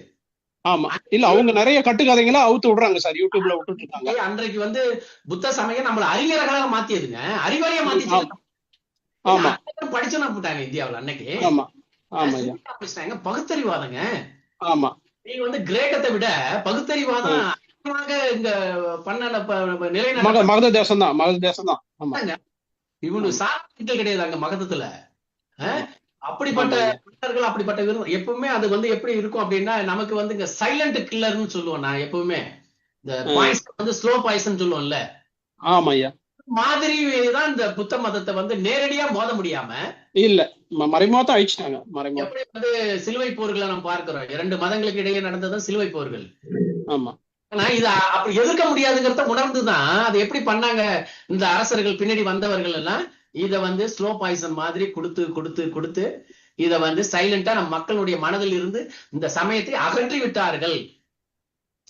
புரியுதுங்களா? நம்ம அடிக்கல, துன்புறுத்தல, இல்ல அகற்றிடுறான், அத மனசுல இருந்து அகற்றிடுறான். அகற்றின பிறகு என்ன பண்றான், ஒரு சில பேரு அதை கொண்டு சேர்க்கிற பணியில் இருந்தாலும் அவர்கள் கடுமையான தண்டனைகள் வழங்கப்படுறதை நம்ம பதிவுல பார்க்கிறோம். நம்ம அது வந்து நம்ம மனதில் இருந்து அது அப்புறப்படுத்தப்பட்டு விடுகிறது புத்த சமயமானது நமக்கு. ஆனால் இன்னைக்கு நம்ம வந்து இப்ப யார் எங்க எது இருந்தாலும் சரிதான். நம்ம இன்னைக்கு கடைசி வரைக்கும் பார்க்கிறோம். நம்ம இவர் வள்ளலார் வரைக்கும் பார்க்கிறோம். வள்ளலாருடைய போதனைகள் பௌத்த போதனைகள் தான் அதுவும். அந்த மாதிரி தான் நம்ம வந்து அடுத்த தலைவர்கள், அடுத்த சமய குறவர்கள் நமக்கு அதை கொண்டு வராங்க, பணியை பார்க்கிறோம். ஆனால் வந்து இது வந்து மிகப்பெரிய தாக்குதல். இந்த புத்த சமயத்தின் மீது தாக்கப்பட்ட தாக்குதல் அப்படிங்கிறது சைலண்ட் கில்லர். அது புரியுங்களா? நேரடி ஆட்டம் பாம்பு கிடையாது. இது கொஞ்சம் கொஞ்சமாக நம் உள்ளத்தில் இருந்து, அடி உள்ளத்தில் இருந்து அகற்றப்படக்கூடிய ஒரு அரும் பணியினை நமக்கு புத்த பேரரசினுடைய காலகட்டத்திலிருந்து வட இந்தியாவில் நிகழ்த்தப்பட்டு இருக்கிறத நம்ம பார்க்கலாம். அதை இல்லைங்களா? அதுல வந்துதான் நம்ம அதுல இருந்து வந்ததுதான் கொஞ்சம் கொஞ்சமா நம்மளை காலி பண்ணி இன்னைக்கு நம்ம மீண்டும் அதை எழுச்சி பெறும் இந்த சமயம் அப்படிங்கிறது. ஏனென்றால் மனிதன் திரும்பவும் எங்கே வந்து அங்க போயிடுவான் திரும்ப. இன்னைக்கு எந்த சமயம் வேணும்னா இந்த இன்னைக்கு புத்தத்தால் தான் காப்பாற்ற முடியும். புத்த சமயம் இருந்தால்தான் இன்னைக்கு நம்ம தேசத்தை காப்பாற்றக்கூடிய நிலைமைக்கு வந்துட்டோம். இன்னைக்கு நம்ம இதை பேச ஆரம்பிச்சோம்ல. ஆமா ஐயா. அப்புறம் இதுதான் நம்மளுடைய வெற்றி. இப்ப கொஞ்சம் கொஞ்சமா பேசிட்டே இருக்கிறோம். ஒரு காலகட்டத்துல அது பரவலாக்கப்பட்டு விடும். யாரோ ஒரு தலைவரால அது முடியும். உண்மை உண்மை. 40 வருஷத்துக்கு முன்னாடி இதை பத்தி யாருக்குமே ஒண்ணுமே தெரியாது. எவ்வளவு பேர் பேசுறோம். அருமை. நன்றி ஐயா. நன்றி நன்றி நன்றி. ஹலோ ஹலோ வணக்கம். அரக்கணம் ஞானோதயம் சார். வணக்கம் ஐயா. ஐயா, நீங்க அசோகர் பேசிய மொழி என்ன ஐயா? அவங்க பிராகிருதம். அந்த இது அவங்க அந்த ஆமா. நம்ம எப்படி இங்க தமிழ் நம்ம பிராமியும் அசோகன் பிராமியும் ஏறக்குறைய எழுத்து வடிவம் சில எழுத்துக்கள் ஒற்றிதான் இருக்குது. அது பிராகிருதம் பிராமி எழுத்து. அசோகர் பிராமி அப்படிமோ, நம்ம இங்க தமிழ் பிராமிம்போம் எழுத்து வடிவம். ஆமா, அங்க பாலி அந்த மொழி அந்த இது அது. அப்போ வந்து இப்ப பேசியது நம்ம கருத்தை எடுத்துக்க வேண்டியதுதான் இல்லையா? பேசிய மொழி பாலி மொழி. ஆமா, பாலி. அதுக்கு அடுத்து வந்து அசோகர் பேசிய மொழி பிராகிருதம்ன்றீங்களா? எது மொழி? அப்போ வந்து அது என்ன பேசு மொழி அப்படிங்கறது நம்ம அந்த காலகட்டத்துக்கு போனாதான் தெரியும். இல்லையா, இதுல கடவுளார்னு எழுதிருக்காரு இல்லைங்களா கல்வெட்டுல? ஆமா. அந்த டிரான்ஸ்லேட் வந்து கடவுளார்ன்றது வந்து இந்த இடத்துல கடவுளை குறிக்கிற மாதிரி இருக்குதா, இல்ல கௌதம புத்தரை குறிக்கிற மாதிரி? புத்தர் கடவுளர் என்பது புத்தர் அந்த இடத்துல. நம்ம அந்த இடத்துல புத்தர்னு போட்டுக்கலாம்ல, கௌதம புத்தர்னு போட்டுக்கலாம். ஆமா. சரிங்க, நன்றி. அரக்கணம் உதயன். நன்றி ஐயா, நன்றி.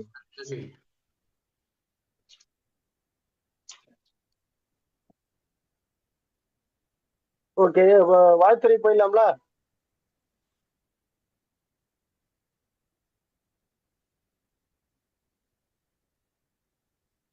தொடர்ச்சியாக பொது மருத்துவரும் முதியோர் சிறப்பு மருத்துவ. ஒரு நிமிஷம் நான் பேசிடலாமாங்கய்யா?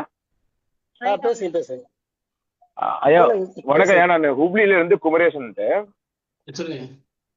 ஐயா வணக்கம் ஐயா. ஆக்சுவலா ரொம்ப அருமையா இருந்துச்சு உங்களுக்கு எல்லாம் கேட்டேன் நானு. ஆக்சுவலா வந்து நம்மளுக்கு இங்க இருந்து ஹுப்ளில இருந்து 2 இடம். நீங்க வந்து சன்னத்தி வந்து சொன்னீங்க இல்லையா? சன்னத்திலயும் பீமநதிக்குறையோட அசோகரோட இன்ஸ்கிரிப்ஷன் இருக்குங்கய்யா. அங்கேயும் வந்து அதோட ஃபுல் ஒரிஜினல் ஃபேஸோடயே இன்னும் பண்ணிருக்காங்க. 1990 என்னமோ கண்டுபிடிச்சிருக்காங்க. அது சந்திரலாம்பான்ற ஒரு கோயில்ல வந்து அது ரினோவேஷன் பண்ணும்போது அந்த எடிட் கிடைச்சிருக்குங்க. அதுக்கப்புறம் இன்னொரு விஷயம் என்னன்னா, கொப்பல் பக்கத்துல பல்கி குண்டுன்ற அப்புறமா பல்கி குண்டுன்னு ஒரு இடத்துல கூட இது அசோகாவோட இன்ஸ்கிரிப்ஷன் இருக்குங்க. 2 இடத்துல கவி மட்டான்னு ஒண்ணு இருக்கு, அது பின்னாடி இருக்கு. அதுக்கப்புறம் அங்கேயே 2 இடத்துல இருக்கு, பல்கி குண்டு அப்புறமா வந்து கவி சித்தேஸ்வர மட்டா பின்னாடி வந்து மேல வந்து அசோகரோட சின்ன எழுத்தா. ஆமா, அந்த மாதிரி இருக்குங்க. அப்ப மஸ்கில ஒண்ணு இருக்குங்க. ஆமாங்க. அதுதான் சரி சொல்ல கர்நாடகால இருந்து நம்ம சொல்லணும். எல்லாமே வந்து இந்த இப்ப நம்ம இந்த கல்வெட்டுகள்ல வந்துடுது. ஆமாங்க, சரிங்க. பாத்தீங்க எல்லாம் கவர் பண்ணிருக்கீங்க. இடங்கள்லாம் சொல்லிட்டு இருந்தோம்னா விஷயத்த சொல்லுவோம் அப்படிங்கறதுனாலதான் அது. கண்டிப்பா ரைட். நன்றி. உத்தரப்பிரதேசத்துல நான் போன இடம் இப்போ சொன்னோம். கல்கத்தா அருங்காட்சியகத்துல பப்ரு அந்த கல்வெட்டு இருக்கு. ஆமாங்க ரைட். அந்த மாதிரி. ஆமா, நன்றி.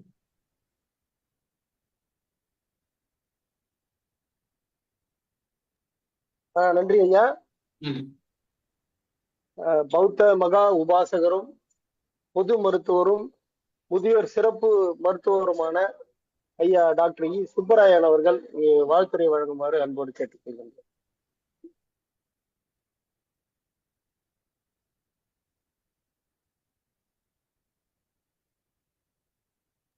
ஐயா அன்மியூட் பண்ணுங்க ஐயா, அன்மியூட் பண்ணிட்டு பேசுங்க. மியூட்ல இருக்கு, அன்மியூட் பண்ணிட்டு பேசுங்க.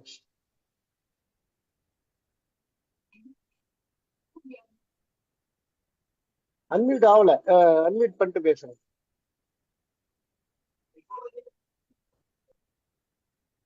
மைக் மாதிரி ஒரு சிம்பிள்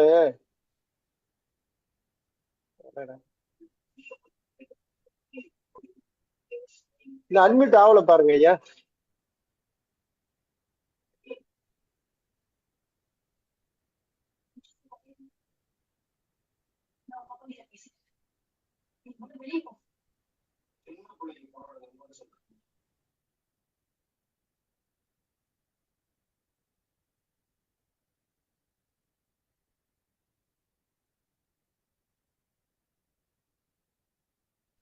கேக்குது ஐயா?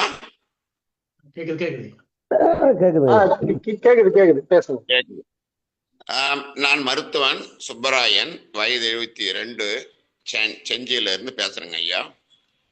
இந்த ஒருங்கிணைப்புக்கும் அசோகரை பற்றிய விரிவான கல்வெட்டு சம்பந்தப்பட்ட செய்திகளை பற்றி பேசியவருக்கும் இதில் கலந்து கொண்ட அனைத்து சகோதரர்களுக்கும் மிகவும் மகிழ்ச்சியோடு ஒருங்கிணைத்த பார்த்திபன் அவர்களுக்கும் என் சிறந்த மகிழ்ச்சியை வெளிப்படுத்திக் கொள்கிறேன். இந்த மாதிரி ஒரு ஒருங்கிணைப்பு இன்றைய காலகட்டத்தில் மிக அவசியமான ஒன்று. பேராசிரியர்கள் கூறியது போல இதை நாம் பேச ஆரம்பித்து விட்டோம். இதுவே ஒரு பெரிய மாற்றம் தான். பௌத்தத்தை என் மக்கள் காப்பாற்றுவார்கள் என்று அண்ணல் என்று கூறினார். இந்த சமூக ஊடகத்திற்கு இந்த நேரத்தில் நான் மிக நன்றி சொல்ல கடைப்பட்டிருக்கிறேன். இந்த ஊடகம் ஒன்று இல்லாமல் இருந்திருந்தால் நாம் எல்லாம் ஒருங்கிணைந்திருக்க முடியாது. மாற்றங்கள் எழுந்து கொண்டே இருக்கும் என்றார் புத்தர். மாற்றமே நிரந்தரம் என்றார். இந்த சமூக ஊடகமும் ஒரு பெரிய மாற்றத்தை நம்ம எல்லாம் ஒருங்கிணைத்திருக்கின்றது. ஆனால் அண்ணலை பற்றியும் அசோகரை பற்றியும் பௌத்தத்தை பற்றியும் நாம் தொடர்ந்து பேசிக்கொண்டே இருக்கின்றோம். சமூக ஊடகங்கள் நம்ம எல்லாம் ஒன்றிணைக்கின்றது. பார்த்திபன் அவர்களுக்கு மிக என் மகிழ்ச்சியான சந்தோஷத்தை வழியாக தெரிவித்துக் கொள்கிறேன். பேராசிரியர் அவர்கள் மிகவும் நன்றாக அழகாக கல்வெட்டுகளை குறிப்பிட்டார். இப்போது இடையில் நான் ஒரு 2 வாரங்களுக்கு முன்பு சாஞ்சி சென்றிருந்தேன். அங்கு ஒரு கல்வெட்டு பௌத்தத்தில் பிரிவினைகள் இருக்கக்கூடாது, அதை அறவே வெறுக்கின்றேன் அது என்று ஒரு கல்வெட்டு இருப்பதாக அங்கே செய்தி பதியப்பட்டுள்ளது. ஸோ அசோகர் காலத்திலேயே பிரிவினைவாதம் பௌத்தத்தில் உருவாகி இருக்குது என்பதை நான் உணர முடிந்தது. நாகார்ஜுனா என்பவர் மகாயானத்தை பெரிதாக வளர்த்தெடுத்து பௌத்தம் சில சமயங்கள் இங்கே இல்லாமல் போனதற்கு ஒரு பெரிய காரணமாக இருந்திருக்கிறது என்பதை என்னால் அறிய முடிகின்றது. அண்ணலுக்காக நாம் இன்று ஒருங்கிணைந்து பௌத்தத்தை வளர்த்து எடுத்து நம் வருகின்ற சங்கதியினர்கள்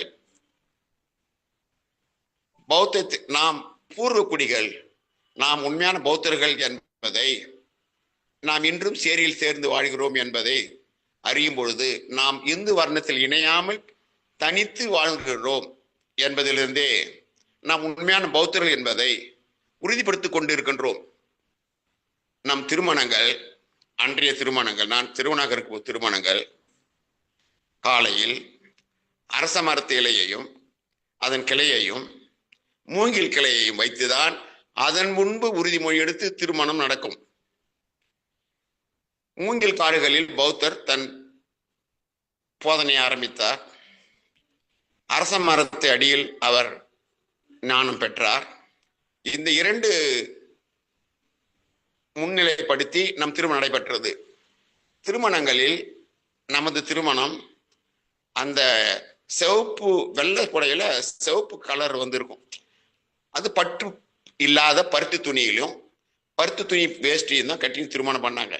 ஆனா பார்ப்பனர்கள் திருமணம் பட்டு பூச்சி சாகடித்த பட்டு புடவையால் கட்டப்பட்டது. நாம் உண்மையான பௌத்தர்கள் என்பதை, who are the untouchables என்பதை அண்ணல் அம்பேத்கர் மிக அழகாக தெளிவுபடுத்தியிருந்தார்.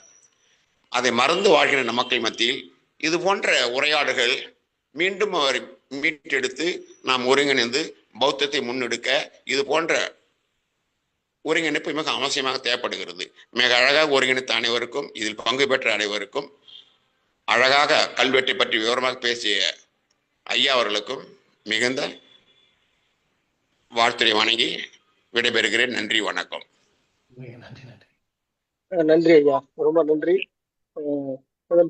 இறுதியாக முன்னிலை வகித்துக் கொண்டிருக்கக்கூடிய அரக்கோணம் பகுதியை சேர்ந்த பீம் புத்தர் திருக்கோயிலுடைய சங்கரத்தினர் ஞான உதயம் அவர்கள் இங்கே முன்னிலை உரையோடு நன்றி உரை வழங்க அன்போடு அழைக்கின்றோம். ஐயா, ஹலோ, கேக்குது, பேசுங்க. கேக்குது, பேசுங்க. கேக்குதா? ஐயா, மிக அருமையாக உரையாடிய அருமை சகோதரர் திரு சிவராமன் அவர்கள் ரொம்ப அருமையான கல்வெட்டுகளை பற்றி குறிப்பிட்டிருந்தார். மீண்டும் மருத்துவர் ஐயா அவர்களும் சில கருத்துக்களை இங்கே முன்வைத்திருந்தார். ஐயா, இதையெல்லாம் ஒருங்கிணைத்துக் கொண்டிருக்கின்ற பார்த்திபன் அவர்களுக்கும், இவையெல்லாம் நாம் முன்னெடுத்து செல்கின்ற அருமை ஐயா கௌதம் சன்னா அவர்களுக்கும், மற்றும் இங்கே அந்த ஒருங்கிணைத்துக் கொண்டிருக்கின்ற அனைத்து சகோதரர்களுக்கும், பால தங்கவேல் அவர்களுக்கும், கௌதம் அவர்களுக்கும்,